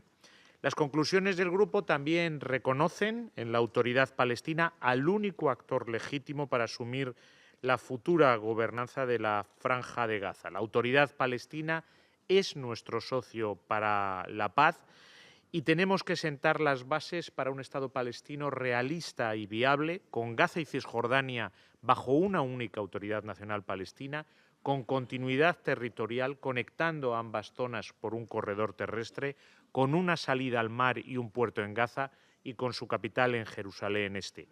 Y ante la insoportable catástrofe humanitaria generada por la ofensiva militar de Israel, que dura ya 20 meses, exigimos claramente la entrada masiva y sin impedimentos de ayuda humanitaria, su distribución conforme a los principios humanitarios y a través de los actores humanitarios primordiales, que son, en primer lugar, las Naciones Unidas y su agencia, y muy especialmente UNRWA.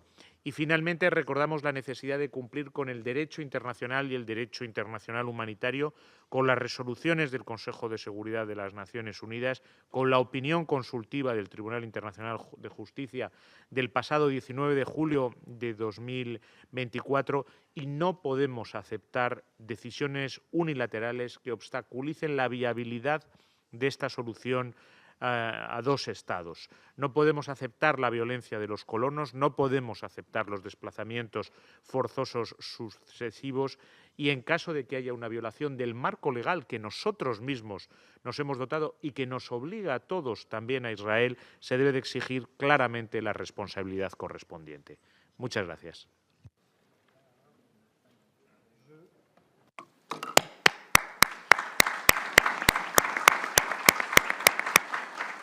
Je remercie son Excellence José Manuel Alvarez. J'invite à présent le représentant de la Norvège, son Excellence Espen Barth Eide, ministre des Affaires étrangères de la Norvège, coprésident du groupe de travail numéro 4, à prendre la parole.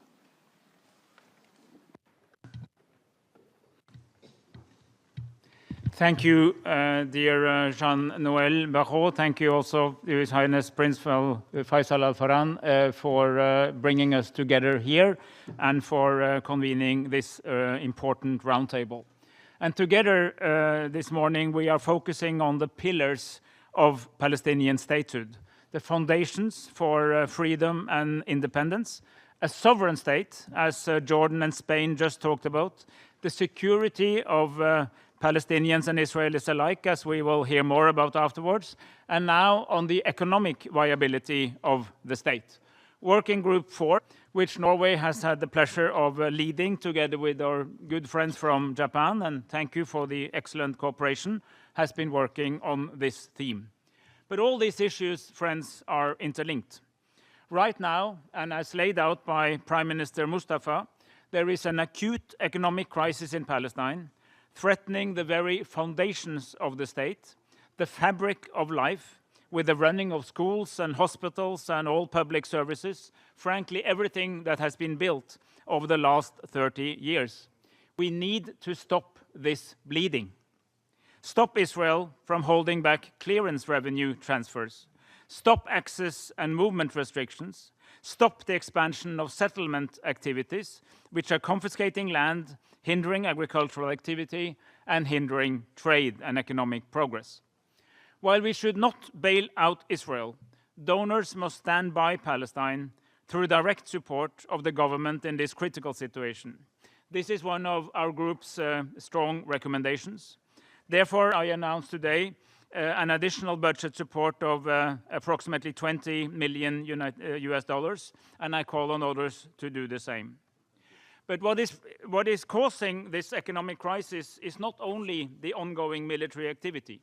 It is structural. It is political.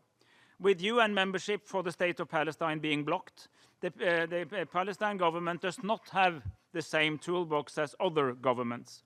The working group, therefore, supports the full integration of Palestine into the international monetary and financial system, the unification of Palestinian territory under a single governance structure is also highlighted by the group, as it would have immediate positive economic implications. And of course, the working group is clear that economic initiatives or incentives can only complement, not replace, the political process. There is no such thing as an isolated economic peace. It has to be part of a broader solution. Our discussions has drawn on earlier outcomes of the AHLC meetings, the Ad Hoc Liaison Committee, which, by the way, has been ad hoc for 31 or 32 years, and the Global Alliance for the Implementation of the Two-State Solution, and we will continue our work in both. During the upcoming UNGA High-Level Week in September, Norway will call again for a ministerial HALC meeting at ministerial level, and there will be an opportunity to elaborate more on this issue. And before I end, Chair, I would like to associate myself completely with the point just made by my good friend Ayman Safadi, the Foreign Minister of Jordan, that a key message from this conference has to be that absent any real negotiations, we cannot allow the continuation of the Israeli veto. It's like a reverse walkover. If you don't turn up to the match, if you don't turn up to the negotiation, nothing happens. That cannot continue. Israel, of course, is a sovereign nation with right of full responsibility of its recognized territory, but it cannot have a veto over the lands that it illegally occupies. Here, the international community, the world, has a voice, and we must stand together to use that voice to make a clear statement with both all the political implications and all the practical detail that that entails. And thank you for the attention.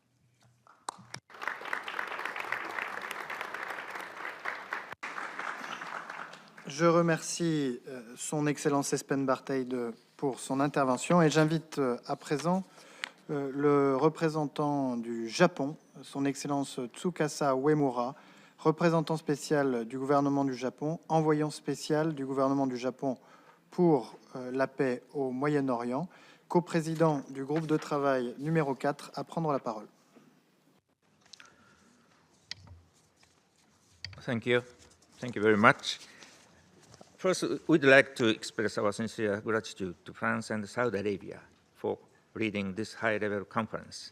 And also, we appreciate many meaningful contributions made by all member states and international organizations. As for our working group, I don't have much to add what His Excellency, the Norway Minister Eide-san, just described. I may touch upon only a few points.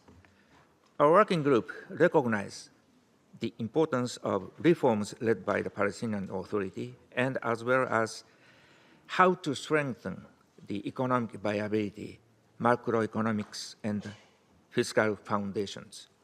In doing so, the World Bank and the international financial groups will play an indispensable role in achieving fiscal stability in Palestine.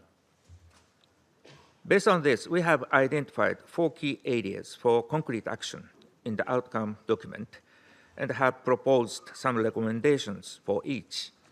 For details, the document will be available I understand, in the afternoon. Dear colleagues, realizing peace in the Middle East is not only essential for regional stability, but also a matter of international peace and security. Even now, the people of Gaza are facing a severe crisis of hunger and malnutrition. It is essential that the ceasefire be restored as soon as possible. Through this high-level conference, it is vital to reaffirm the need for a two-state solution and to place this issue back at the forefront of the political agenda. Lastly, Japan will remain actively involved in the early recovery and reconstruction of Gaza, drawing our own sad experience in recovering from World War II and numerous natural disasters in the past. We are determined to continue providing tangible and meaningful assistance to the most vulnerable. Thank you. Je remercie son Excellence Tsukasa Uemura et j'invite à présent le représentant de l'Indonésie, son Excellence Armanata Nazir, vice-ministre des Affaires étrangères de l'Indonésie, coprésident du groupe de travail numéro 2, à prendre la parole. Thank you, co-chairs. Excellencies, colleagues, I thank France and the Kingdom of Saudi Arabia for convening this meeting. We have invested significant time and efforts in building towards this high-level conference.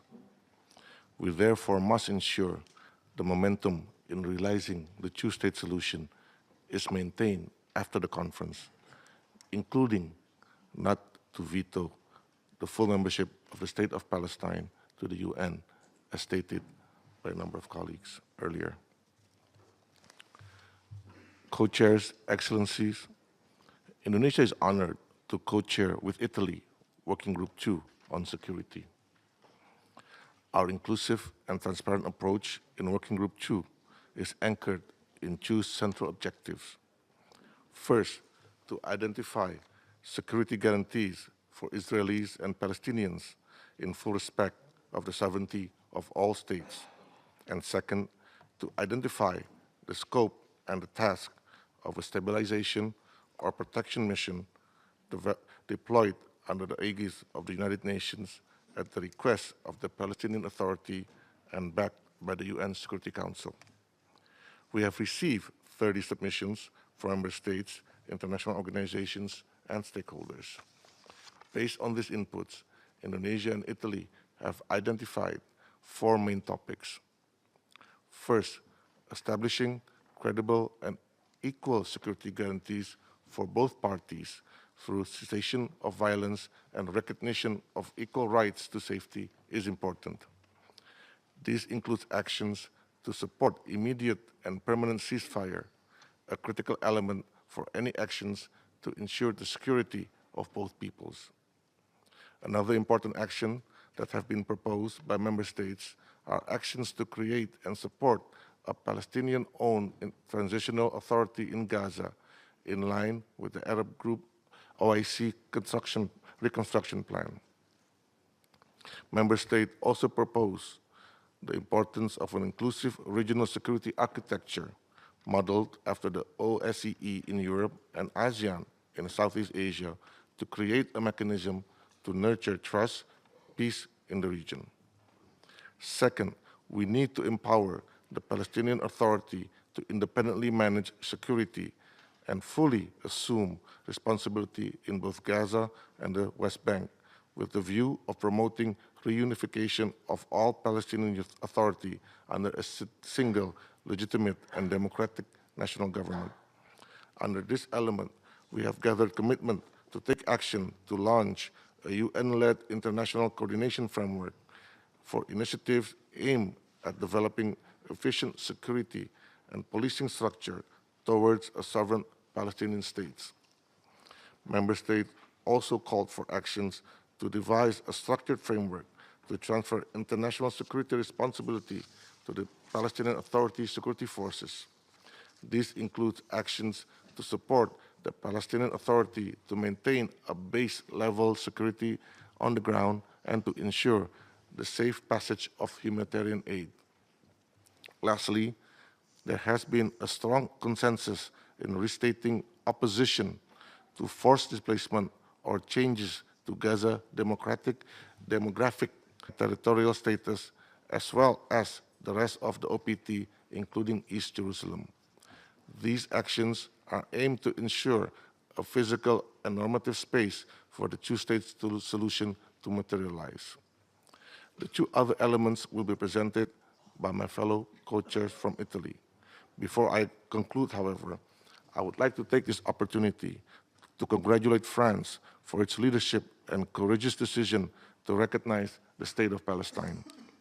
At a time when persuasion fails to persuade parties to stop actions that are clearly in violation of various international law, only concrete action within one's own power and international law is needed to show the right path. Indonesia urges other countries and leaders that have not to take this momentum towards our goal in two-state solution by following the example of France. I thank you.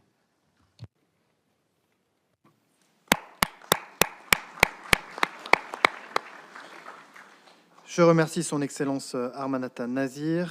Et j'invite la représentante de l'Italie, son Excellence Maria Tripodi, vice-ministre des Affaires étrangères et de la coopération internationale de l'Italie, coprésidente du groupe de travail numéro 2, à prendre la parole. Grazie. Grazie Ministro, grazie al Ministro Faisal, cari colleghi. Questa conferenza rappresenta un appello collettivo all'azione al quale il governo italiano ha aderito con impegno e determinazione. Ringraziamo il Regno dell'Arabia Saudita e la Francia per averla promossa. Il prosieguo delle operazioni militari e la drammatica situazione umanitaria nella striscia di Gaza, nonché il rifiuto di Hamas all'ultima proposta negoziale e l'instabilità in Cisgiordania ci impongono un compito arduo ma cruciale da portare avanti. L'Italia ha copresieduto assieme all'Indonesia il gruppo di lavoro sulla sicurezza, elemento che ritengo centrale nella prospettiva dei due Stati. Rispondere alle esigenze di sicurezza degli israeliani come dei palestinesi è il prerequisito di ogni progresso sul piano politico e il perno della stabilizzazione regionale.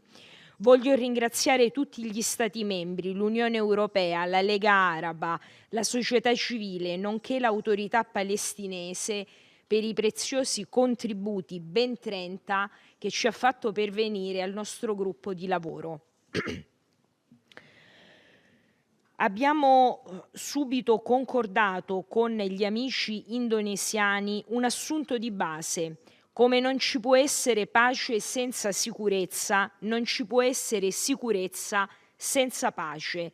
Per questo motivo il terzo argomento che abbiamo deciso di trattare è la costruzione della fiducia tra israeliani e palestinesi, nella consapevolezza che una solida architettura di sicurezza trova fondamento nella politica, nelle intese e nei negoziati e non solo sugli assetti militari.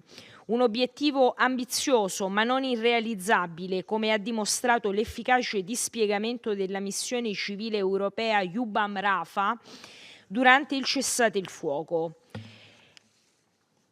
Assicurare tenuta e fattibilità delle azioni concrete poc'anzi illustrate dal vice ministro Nasir richiede il coinvolgimento degli attori regionali e della comunità internazionale, con il compito di definire scopo e mandato di una missione di stabilizzazione e protezione sotto egida ONU.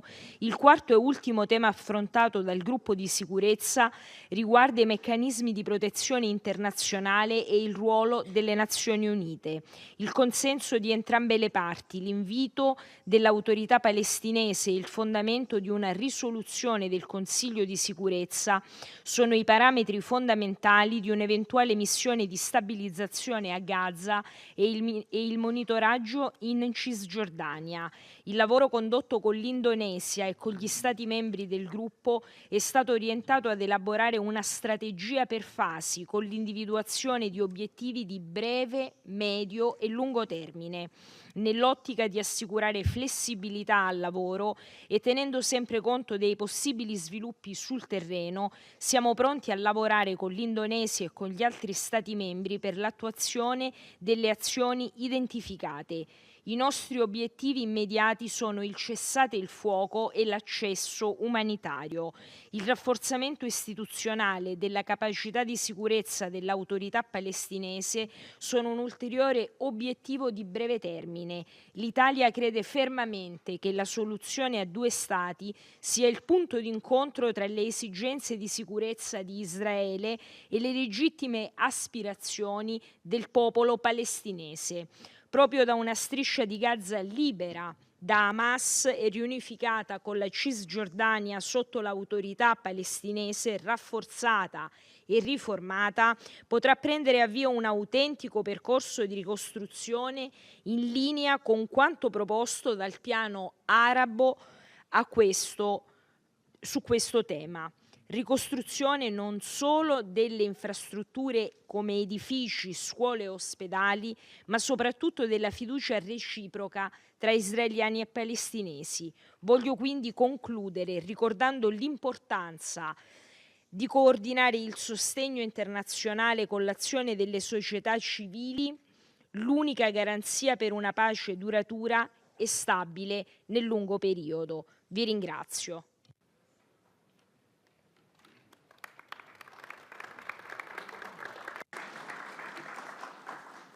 Je remercie son Excellence Maria Tripodi pour son intervention. Nous avons entendu les coprésidentes et coprésidents qui devaient s'exprimer à la deuxième table ronde. Et j'ai maintenant l'honneur de convier l'invité de la deuxième table ronde, son Excellence Monsieur Juan Manuel Santos Calderón, ancien président de la Colombie, lauréat du prix Nobel de la paix en 2016 et président des Sages, a prononcé le discours principal sur le thème « Instaurer la paix, règlement politique, sécurité partagée et prospérité économique au service de la paix ». Excellencies, ladies and gentlemen, it is an honor to address this conference today in my capacity as chair of the elders, and would like to thank the conference co-chairs for the opportunity to speak to this distinguished audience. Recognition of the state of Palestine can be a transformative step towards peace at a time when the region is consumed by terrible war. I encourage the remaining UN member states who have not already done so to take this step now. I commend President Macron for announcing that France will recognize Palestine. I urge the United Kingdom, a country for which I have a special gratitude for its support of the Colombian peace agreement and as penholder in the Security Council, to join France in leading the way. I took this decision in 2018 as President of Colombia. I did so not to favor one side over the other, but to help create a level playing field, convinced then, as I am now, that it is for the best in the long run, also for the Jewish people, for whom I have always expressed admiration and respect. Unfortunately, I cannot say the same for the current Israeli government. As I said at the time, just like the Palestinian people have a right to build an independent state, the people of Israel have a right to live in peace next to their neighbors. Now, it is more important than ever to achieve this, following the horrific Hamas terror attacks against Israeli civilians on 7th of October 2023, and the current government of Israel's atrocity crimes against Palestinians in Gaza that we're all witnessing today. In words and deeds, Prime Minister Netanyahu's government openly expresses its intent to prevent a Palestinian state ever coming into existence. It is pursuing a greater Israel through the destruction of Gaza, an illegal settlement expansion and annexation of the occupied West Bank and East Jerusalem. At this crucial moment, recognition of the state of Palestine by even more countries would send a clear signal to the Israeli people that this expansionist agenda will never be accepted by the international community, and it does not serve their true interest. I urge member states to stand with the many Israelis who reject this dangerous path and who understand that their own security depends on the security and self-determination of Palestinians. Some will always make the argument that the time is not yet right. at this critical juncture, the case for recognition has never been more pressing. The time is now. Recognizing Palestine along pre-1967 lines can be a catalytic act towards the vision of two states with a shared future, if there is sustained political commitment to follow through on its implementation. This is about the core principles of justice and self-determination. Recognition should not be linked to negotiations between the conflict parties. Israel does not have the right to veto Palestinian self-determination or statehood. Nor should recognition be linked to governance reform or the form that a sovereign, unified Palestinian state will take. These are separate issues from statehood itself. The question of when and how Hamas should disarm or be disarmed is, with no doubt, critical. I know from my own experience of ending a more than 50-year-old war in Colombia how delicate but essential such a process can be. The disarmament of Hamas will need to be addressed as part of a process towards a lasting political settlement that ends the occupation and ensures security for both people. For Hamas to have any political future, it must be willing to reconcile under the umbrella of a revitalized Palestinian Liberation Organization based on fundamental commitments, including recognition of Israel along pre-1967 lines and an end to attacks against civilians. Like any other state, the state of Palestine must have full control of its own borders, territory, and security arrangements. A two-state solution will not be viable or sustainable if Palestinians are offered a reduced form of statehood that falls short of full sovereignty. For too long, the security of the occupying power, Israel, has been prioritized over the security of Palestinians. This is obvious from the continuous flow of arms to Israel, while the civilian population of Gaza suffers endless bombardments and a siege that has led to an imminent man-made famine.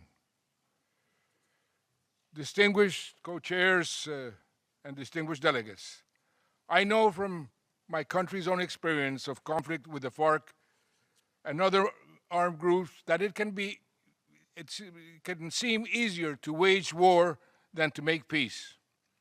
But such intractable conflicts can never be resolved by military means alone. Today, I urge you all to take a firmer stand against military aggression in Gaza and the West Bank, but also in the wider region.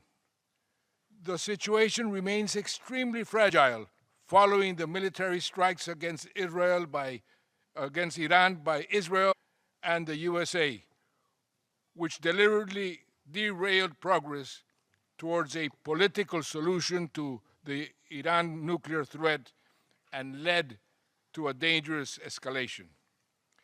It is vital to preserve space for political dialogues on this issue. European governments should negotiate a delay to the UN sanctions snapback deadline, and Iran should restore the International Atomic Energy Agency access. Any UN Security Council resolution underpinning a new agreement must also provide guarantees to Iran against further strikes. The government of Israel's military action in Syria since the fall of Assad also undermines regional stability. This is not legitimate self-defense. The use of force to assert Israel's domination in the region risks leading to a dangerous endgame. This is relevant to our discussions today because it directly undermines prospects for a two-state solution. We need a new vision for regional peace and security, one that is based on political, not military solutions, and respect for each state's sovereignty. A comprehensive regional framework must be inclusive of Iran as well as the Arab states. It must have a lasting settlement that safeguards a fully sovereign state of Palestine alongside the state of Israel at its heart. Only a framework in which all states in the region have an equal stake can provide lasting peace. Like others, the elders want to see a regional security context in which Israel has normalized relations with its neighbors and is recognized by all countries in the world. However, normalization through the pursuit of more Abraham Accords without self-determination for Palestinians will only sow the seeds of future conflict, ultimately undermining Israel's own security. Full normalization must be conditional on Israel's ending the occupation with recognition and realization of a sovereign Palestinian state along the pre-1967 lines. To make progress towards such a vision, it is likely that a regional or international presence will be required to support a ceasefire in Gaza and the transitional governance and security arrangements that will follow. Any such regional and international presence should be based on the consent of the Palestinian Authority and endorsed by the UN. It should be established in both Gaza and the West Bank to ensure that it paves the way for a unified, sovereign Palestinian state. Recognition of the state of Palestine by member states can be transformative if it is accompanied by practical measures to make statehood a reality. This includes support for Palestinian economic sovereignty and prosperity, ending the movement and access restrictions that constrain economic development, and opening up the potential for cooperative arrangements between Israel and the future state of Palestine to address shared challenges such as public health, water resources, and the climate crisis. Excellencies, I would like to conclude by recalling Nelson Mandela's words nearly 30 years ago when I went to give him the chair of the 9th UNCTAD conference, when he told me that without peace, Colombia will never take off. His words inspired me to commit to delivering peace in my country and in the world, and still inspire me today. That is the reason I am here. This conference offers a tangible opportunity to catalyze progress towards political resolution by recognizing Palestine and developing a new vision for shared security and sustainable economic prosperity for Palestinians, Israelis, and the wider region. I urge you all to seize this moment. Thank you.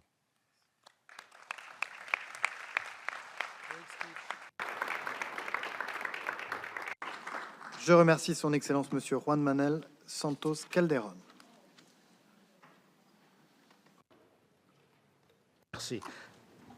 أعلن انعقاد المائدة المستديرة الثالثة بعنوان من الأنقاض إلى التجديد، إعادة بناء الحياة والوفاء بوعد الاستقلال وبناء مستقبل من السلام والأمن والرخاء المشترك. وينضم إلينا على المنصة صاحب السمو الأمير زيد بن رائد الحسين مفوض المتحدة السامي لحقوق الإنسان السابق، ونرحب ترحيبا حارا بحضوره معنا اليوم. نستمع أولا إلى مداخلات الرؤساء المشاركين للفريقين العاملين الموضوعيين 5 و8، وأعطي الآن الكلمة لمعالي وزير خارجية جمهورية مصر العربية الرئيس المشارك للفريق العمل رقم 5، فليتفضل معالي. بسم الله الرحمن الرحيم. سمو الأمير فيصل بن فرحان وزير خارجية المملكة العربية السعودية، معالي السيد جون نويل بارو وزير خارجية الجمهورية الفرنسية، سمو الأمير رعد، أصحاب المعالي والسعادة، اسمحوا لي بداية أن أعبر عن الامتنان الكبير لمشاركتكم في اجتماع اليوم الذي نستهل به مؤتمر التسوية السياسية السلمية للقضية الفلسطينية وتطبيق حل الدولتين. وأود هنا أن أتوجه بشكر خاص للمملكة العربية السعودية وللجمهورية الفرنسية على الرئاسة المشتركة لهذا المؤتمر والحرص على عقده في هذه اللحظة شديدة الدقة والخطورة التي تشهدها منطقتنا. كما أتوجه بالشكر لكافة الدول المشاركة في مجموعات العمل، والتي لا شك أن إسهاماتها القيمة سيكون لها أبلغ الأثر في أن يكلل جهدنا المشترك في هذا المؤتمر بالنجاح. الحضور الكريم، إن أهمية اجتماعنا اليوم لا تنحصر فقط في التعبير عن حرصنا على التسوية العادلة والشاملة للقضية المركزية في الشرق الأوسط وهي القضية الفلسطينية فحسب، بل تأتي أيضا من خلال نجاحنا في التوصل لأوسع توافق دولي ممكن حول الخطوات العملية الواجب القيام بها لإقامة الدولة الفلسطينية على خطوط 4 يونيو 67 وعاصمتها القدس الشرقية تعيش في سلام وأمن جنبا إلى جنب مع إسرائيل. ومن هذا المنطلق فقد حرصت مصر من خلال مشاركتها في رئاسة مجموعة العمل الخامسة مع المملكة المتحدة على استيعاب كافة المساهمات الواردة لها وصياغتها بأقصى قدر من التوازن بين كافة الرؤى، وأيضا طرح رؤيتها فيما يتعلق بالوضع الإنساني الكارثي في الأراضي المحتلة سواء في الضفة الغربية أو في قطاع غزة، وهي الرؤية التي نقدر أنها حازت على قبول ودعم أغلبية الدول المشاركة في أعمال مجموعة العمل الإنسانية، باعتبار أنها أحد الركائز الأساسية لأي تحرك عملي يهدف لتوفير الظروف الموضوعية الضرورية لإقامة الدولة الفلسطينية، والتي عمادها دعم صمود الشعب الفلسطيني على أرضه في ظل ما يكفله له القانون الدولي والقانون الدولي الإنساني من حقوق، وفي مقدمتها الحماية والتمتع بالخدمات الأساسية، وعلى رأسها الحق في الحياة وفي تدفق المساعدات الإنسانية دون قيود. لذا فقد كثفت مصر من جهودها لوقف الحرب في غزة لإنهاء الكارثة الإنسانية التي يتعرض لها المدنيون من خلال السماح باستئناف وصول المساعدات الإنسانية إلى غزة التي تعد مصر في طليعة الدول المقدمة لها، ونحن نعمل جنبا إلى جنب مع الأشقاء في قطر ومع الأصدقاء في الولايات المتحدة لهذا الغرض. ولقد استمرت مصر في دعم عمل وكالة غوث وتشغيل اللاجئين الفلسطينيين الأونروا في غزة والأراضي المحتلة وباقي مناطق العمليات التابعة لها، وذلك من خلال الحفاظ على الولاية الممنوحة للوكالة من قبل الجمعية العامة للأمم المتحدة أو عملها في الأراضي الفلسطينية المحتلة. كما تجدد مصر عزمها بالتعاون مع الشركاء الدوليين تنظيم مؤتمر لإعادة إعمار قطاع غزة فور التوصل لاتفاق وقف إطلاق النار، وذلك لوضع الخطة العربية الإسلامية للتعافي المبكر وإعادة الإعمار موضع التنفيذ، وهو ما سيسهم في إنهاء المعاناة الإنسانية والمعيشية لسكان غزة بشكل سريع وفعال بعدما يربو على 20 شهرا من هذا العدوان الغاشم. كما تواصل مصر توفير برامج التدريب الأمني للقوات التابعة للسلطة الوطنية الفلسطينية بغية تمكين هذه القوات من إنفاذ القانون في قطاع غزة والضفة الغربية بالتعاون مع الأردن الشقيق، الأمر الذي من شأنه أن يسهم في تهيئة المناخ الملائم لإقامة الدولة الفلسطينية متصلة الأراضي. وفي هذا السياق نرحب بإعلان الرئيس الفرنسي ماكرون الشجاع التزام فرنسا الاعتراف بدولة فلسطين في سبتمبر المقبل، وأدعو كافة القوى الدولية لأن تحذو حذو فرنسا، ودعونا معا ننقذ حل الدولتين من خلال الاعتراف بالدولة الفلسطينية وعدم إعطاء حق الفيتو لطرف بعينه في هذا الإطار. ختاما، نتوجه بخالص الشكر وعميق التقدير للرئاسة المشتركة للمؤتمر وكذلك للمملكة المتحدة للتنسيق المتميز مع مصر في إدارة مجموعة العمل الخاصة بالعمل الإنساني وإعادة الإعمار، وكذلك كافة الدول والمنظمات التي ساهمت بفاعلية في هذا الجهد من خلال مقترحاتها القيمة، متمنيا لمؤتمرنا النجاح وأن ننجح سويا في إنهاء هذه الكارثة الإنسانية التي لم يحدث لها مثيل منذ الحرب العالمية الثانية، ما يحدث من أعمال تجويع وقتل ممنهج واستخدام سياسة التجويع كسلاح للعقاب الجماعي في خرق فاضح لقواعد القانون الدولي والقانون الدولي الإنساني. وشكرا جزيلا.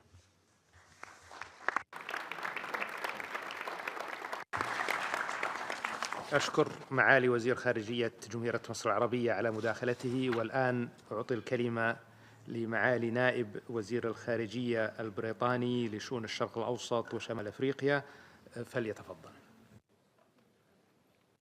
Thank you, Your Highness. The United Kingdom was honoured to co-chair the working group on humanitarian action and reconstruction with our esteemed friends in Egypt.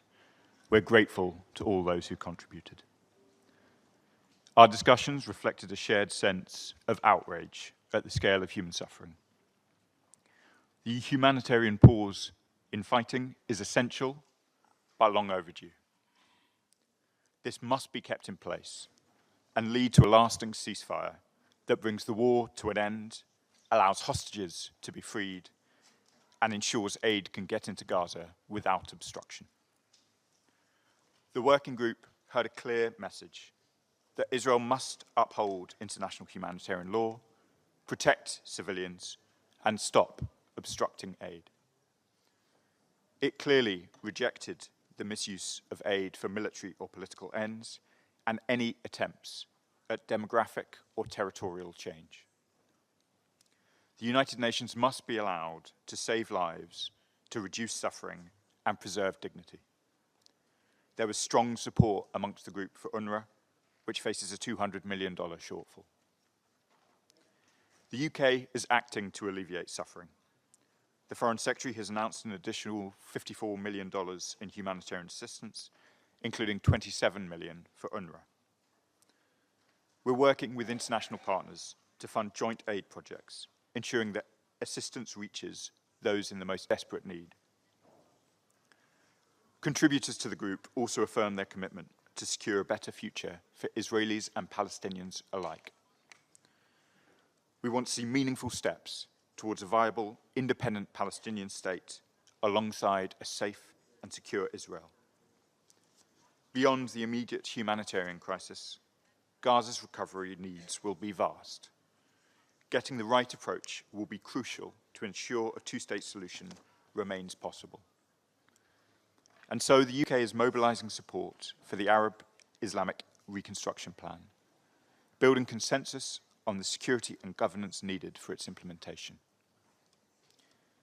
Many in the working group echoed our view, and that of President Abbas, that Hamas must be removed from governance, disarmed, and renounce violence. We are committed to inclusive governance in Gaza, led by Palestinians, and we will expand technical assistance to the Palestinian Authority to support recovery and reconstruction. Meanwhile, we stand ready to coordinate international donor support and harness the power of the private sector. This includes co-chairing a conference with the PA and Egypt in October on innovative financing. Before concluding, I'd like to add that the UK reads the conference's outcome document in a way that is consistent with our own findings on compliance with international humanitarian law. As we look to the future, this is the moment for us to unite around an alternative plan for Gaza and take urgent and tangible steps towards a two-state solution. Thank you. I thank His Excellency, the representative of the United Kingdom. أعطي الكلمة الآن لممثلة الاتحاد الأوروبي معالي المفوضة لشؤون البحر الأبيض المتوسط والرئيس المشارك لمجموعة العمل الثامنة، فلتتفضل.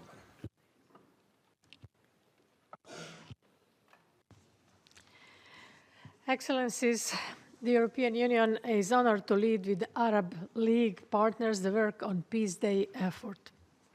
By working together on this vision for the day after, we lay the ground for it to become a reality.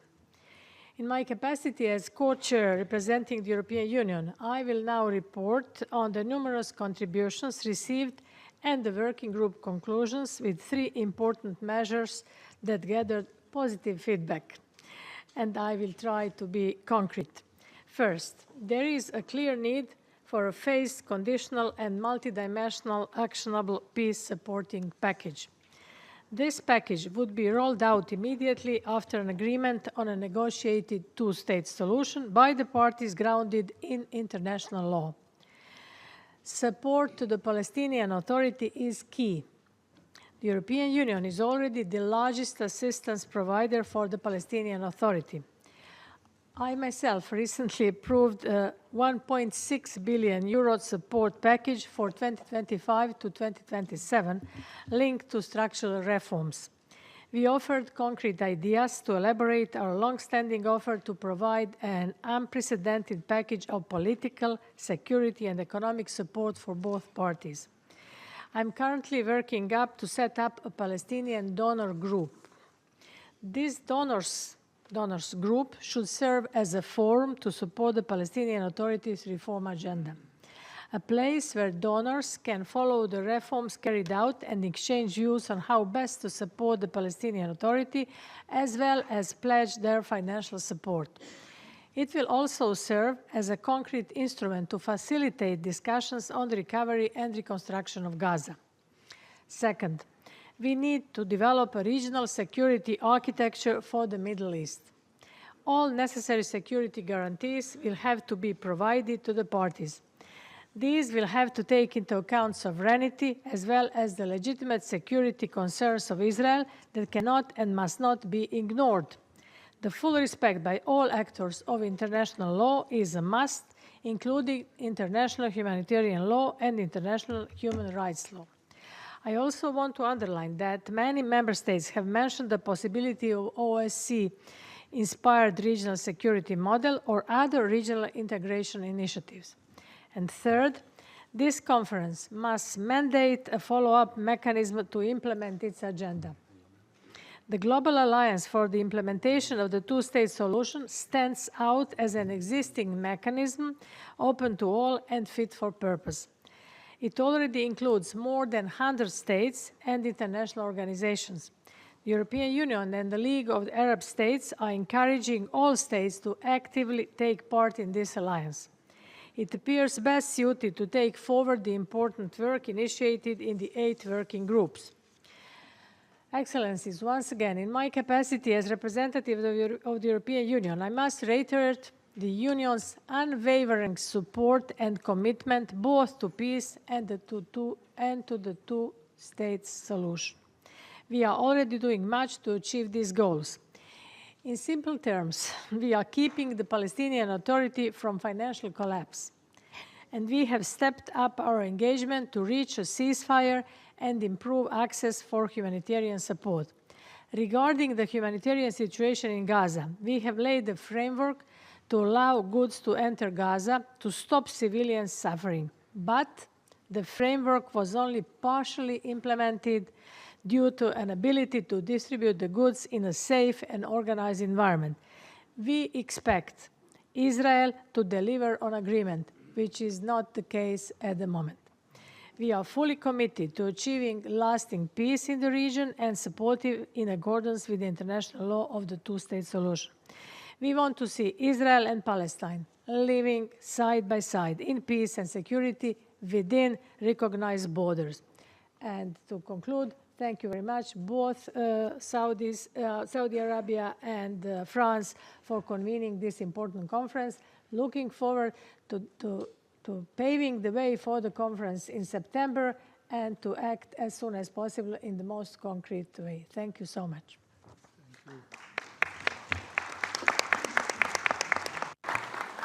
أشكر معالي ممثلة الاتحاد الأوروبي، والآن أعطي الكلمة لمعالي أمين عام الجامعة العربية السيد أحمد أبو الغيط، الرئيس المشارك لمجموعة العمل الثامنة، فليتفضل معالي.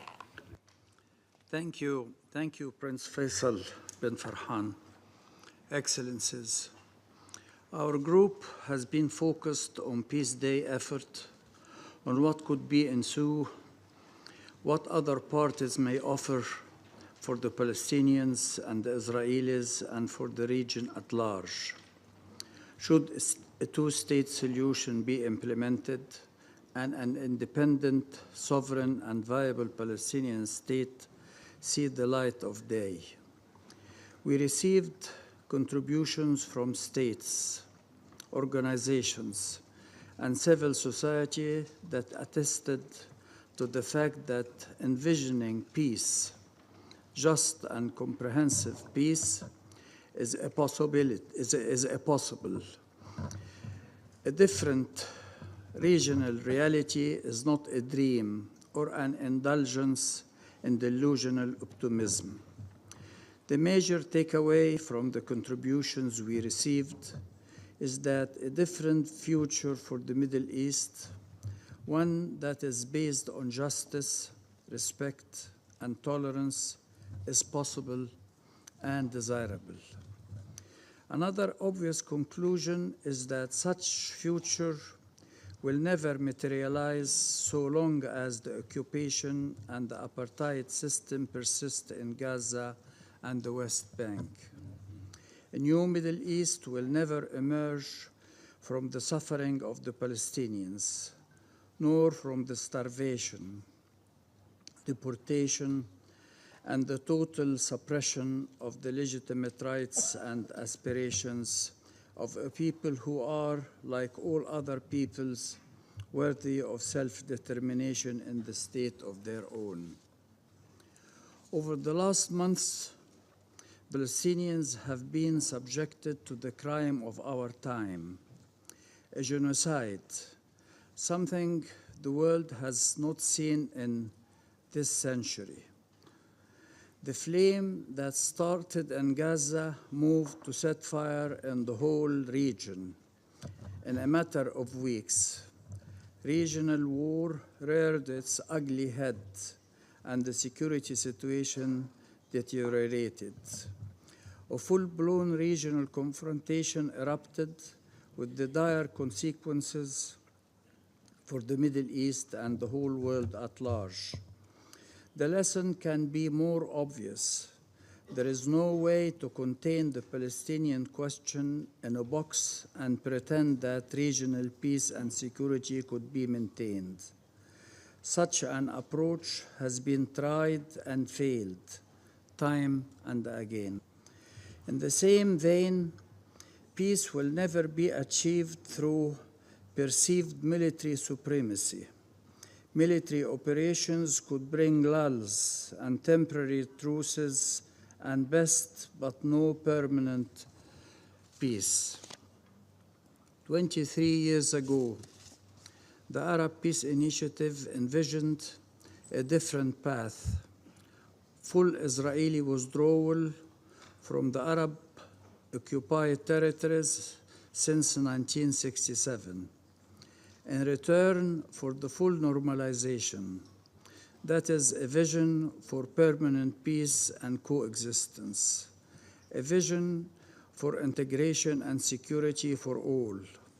It has been on the table for the 20 last years with no response whatsoever from Israel.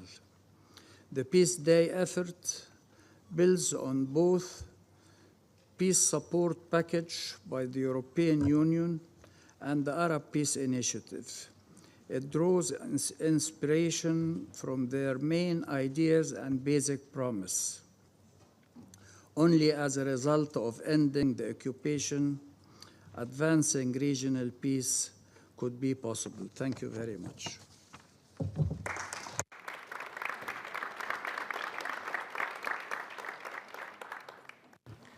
أشكر معالي أمين عام الجامعة العربية على مداخلته. ذلك قد استمعنا إلى الرؤساء المشاركين المدرجين في قائمة المتكلمين في إطار المائدة المستديرة الثالثة، ويشرفني الآن أن أدعو ضيف المائدة المستديرة رقم 3 صاحب السمو الأمير زيد بن رعد الحسين مفوض الأمم المتحدة السامي لحقوق الإنسان السابق لإلقاء الكلمة الرئيسية حول الحتمية الإنسانية، إعادة البناء في إطار من الكرامة والمساءلة والرؤية الإقليمية المتبصرة. فليتفضل سموه. Thank you, Your Highness, Excellencies, distinguished delegates, dear friends. I am grateful to be joining Presidents Mary Robinson and Juan Manuel Santos as the third external speaker to this morning's session, and would like to begin by thanking our distinguished co-chairs, France and the Kingdom of Saudi Arabia, not only for their leadership on this topic, but also for their insistence. This conference centers on specific actions needed to realize a two-state solution. Our co-chairs are also right to think the greatest threat to the viability of a two-state solution is a staggering international community that lacks an understanding of either what a workable two-state solution actually entails or of the path we must all take to get there once the terrible atrocities in Gaza stop. In other words, how can we transition from rubble to renewal without a compelling and credible vision for what renewal means? Others may argue this differently, claiming the main obstacle to peace is not so much the violent extremists on both sides who demand the complete removal or destruction of the other. That perhaps is too obvious a point. Rather, it is the filing down in both societies of those who would believe peace is possible. Such is the depth of fear, anger, and fatalism that now marks the prevailing mood. After all, virtually all Palestinians, Arabs, Muslims, and many others accuse the Israeli leadership of committing acts of genocide in Gaza. This on top of a long and cruel military occupation of Palestine. The Israeli government, the US administration, and some European leaders see Israel as fighting a violent enemy which threatens it existentially, an enemy that murdered Israeli civilians cold-bloodedly almost 2 years ago and took hostages. Many people around the world see truth in both views. Despite conceding the reality of the present moods and hatreds swirling within the two populations, what is fortunate about a vision of two states is that, like any other vision, it need not correspond exactly with the current psychology of Israelis and Palestinians. A vision is not for today's emotional audit, but for a tomorrow when new imperatives have inspired both populations, and not because the vision would be something utterly fanciful, quite the opposite. A two-state solution would have to be practical to gain support.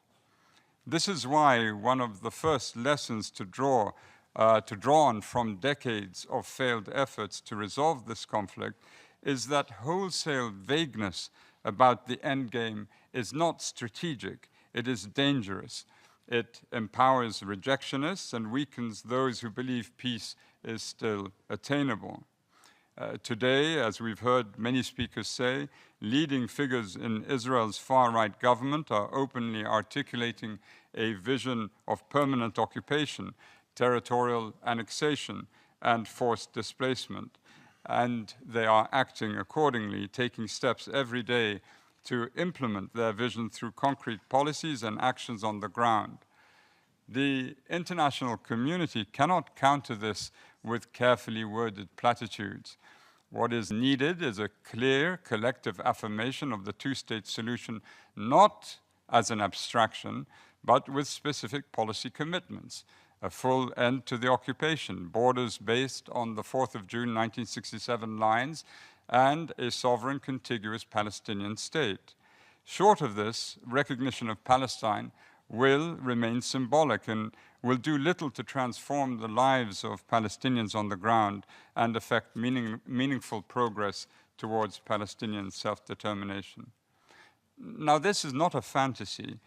Palestinians and Israelis working together have developed a vision for a two-state solution that can work, and they have devised elegant and symmetrical solutions to issues like settlements, refugees, and Jerusalem, core issues that have divided them in the past.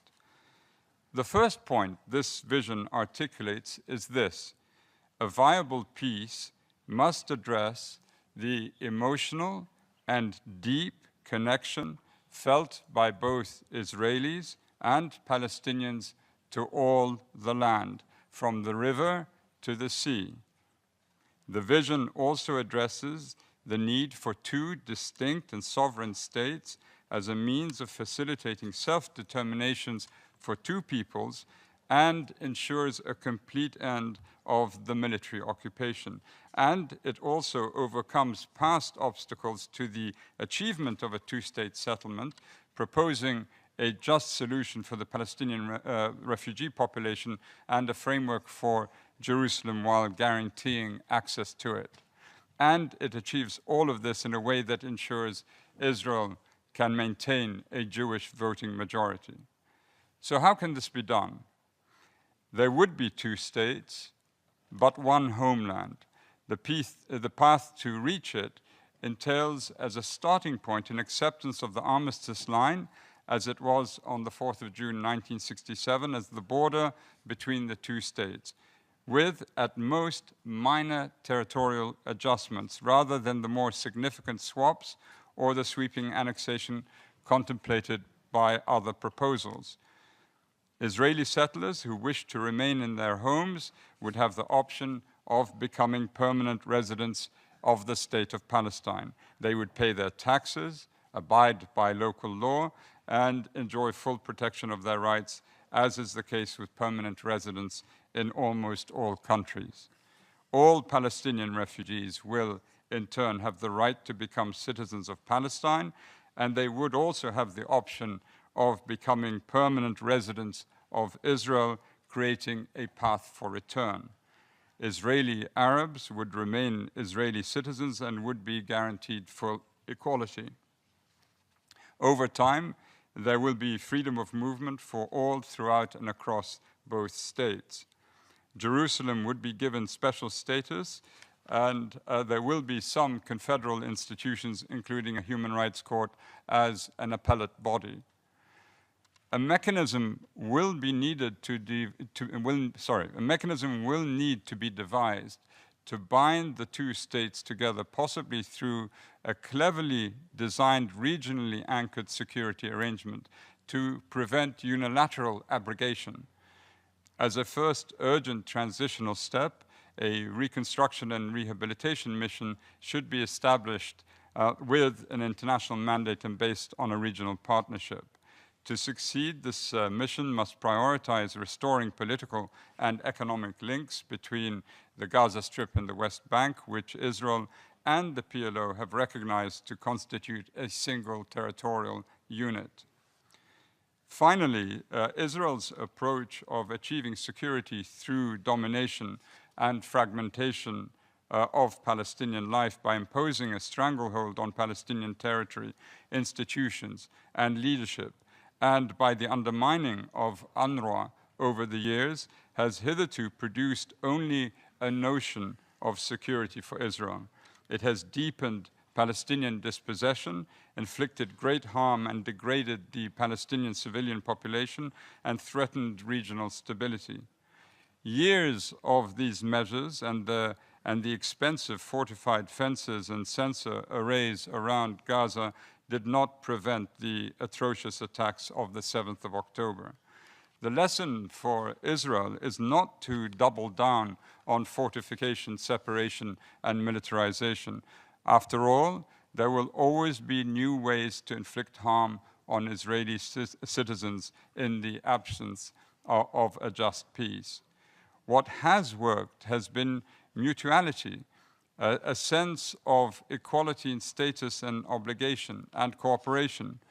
This is why Israel's peace treaties with Egypt and Jordan have been so durable. They were not born out of dominance, but respect for sovereign equality and territorial inviolability. It is on these foundations that this vision of meaningful and durable renewal, this vision of two states, one homeland, was conceived, not in abstraction, but grounded in law, shaped by pragmatism and sustained by a shared attachment to the land that both Israelis and Palestinians call home. I thank you for your attention.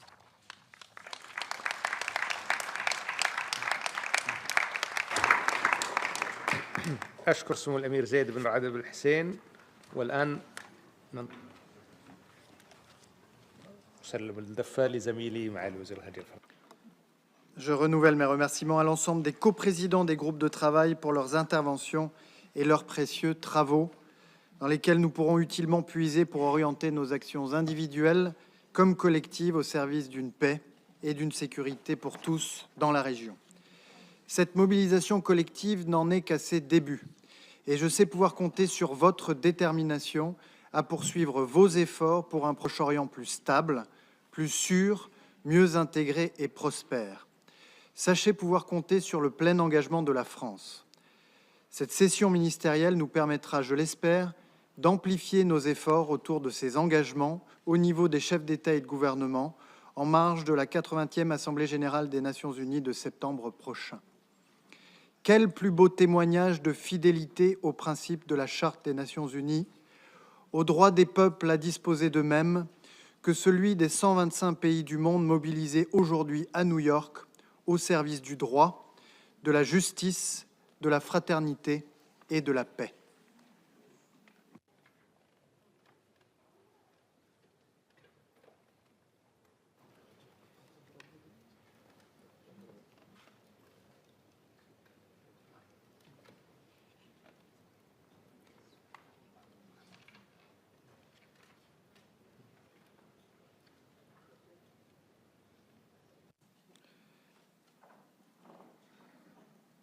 Nous allons maintenant passer à la dernière partie de la séance et entendre le point de vue de l'Office de secours et de travaux des Nations unies pour les réfugiés de Palestine dans le Proche-Orient. Je donne la parole à son représentant.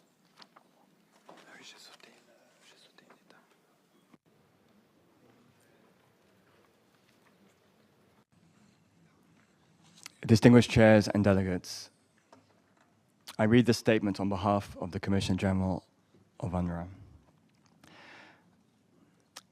As this conference takes place, life is being extinguished in Gaza. We are all appalled by the horrors reported daily, from the indiscriminate killing of civilians, including children, to man-made starvation inflicted on the entire population. Some days ago, I was able to meet virtually with my management team in Gaza. They described people there as neither dead nor alive, walking corpses. Our frontline workers are surviving on one small meal a day, if that, and fainting from hunger while at work. The exhaustion, anxiety, and isolation felt by my team in Gaza is overwhelming. Words of outrage and condemnation are no longer adequate for what is unfolding. There must be immediate action to impose a long overdue ceasefire, to reverse deepening starvation, and to release every hostage.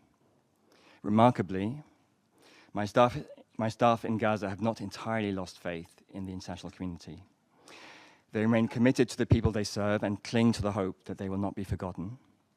My colleagues urged me to explain to you why the agency they proudly work for is vital to the survival and future of Palestinians and of Gaza. Once a ceasefire is in place, a massive scale-up of humanitarian assistance can be enabled by UNRWA's large workforce, our unparalleled distribution networks, and our deep reserves of community trust. These unique capacities are also indispensable for gradually bringing hundreds of thousands of traumatized children back to learning and providing psychosocial support, both crucial to avoid despair and future extremism. distinguished chairs, the situation across the occupied Palestinian territory has deteriorated alarmingly. Compounding the decimation of Gaza, the annexation of the occupied West Bank is now a declared political objective, as is the dismantling of UNRWA. In the West Bank, we are already witnessing the human cost of efforts to end UNRWA's operations. School closures in occupied East Jerusalem have deprived 800 Palestinian children of access to education, with no alternative provided. Our schools and healthcare facilities provide vital public services that cannot yet be easily substituted by the Palestinian Authority. The collapse of UNRWA and its services will further weaken the Palestinian Authority in the West Bank and compromise any future role it may play in Gaza. The agency's collapse will undermine efforts to achieve a political solution diametrically opposing the goals of this conference. Distinguished delegates, in response to the very real possibility of the agency imploding in the face of extraordinary adversity, Secretary General Guterres requested a strategic assessment of the impact and exercise of UNRWA's mandate under current constraints. The assessment has been finalized, and it proposes how the rights of Palestinian refugees may be protected. I must underscore that UNRWA was always intended to be a temporary agency. That it continues to exist and to be needed reflects long-term failures to reach a political solution. It is now for member states to deliberate on the options presented in the assessment and to take bold, decisive, and immediate action. Member states may determine, as done many times in the past, that UNRWA's operations must adapt to serve the goals of a political solution. We ask that member state action is guided by what will protect and serve Palestinian refugees best, in full alignment with the overarching goals of the General Assembly when it first established UNRWA through Resolution 302. Distinguished delegates, peace may begin with political agreements, but it can only be sustained through the realization of human rights and the protection of human dignity, through education, healthcare, and social development. UNRWA is a tremendous asset if what we seek is a just and lasting solution to the question of Palestine and its people. A genuine, time-bound political process would allow the agency to finally transition its government-like services to empowered and prepared public institutions, while maintaining custodianship of the refugee status, collective history, and identity of Palestinians until a political solution is complete. I again urge member states to act. The fate of millions of people is in your hands. Thank you.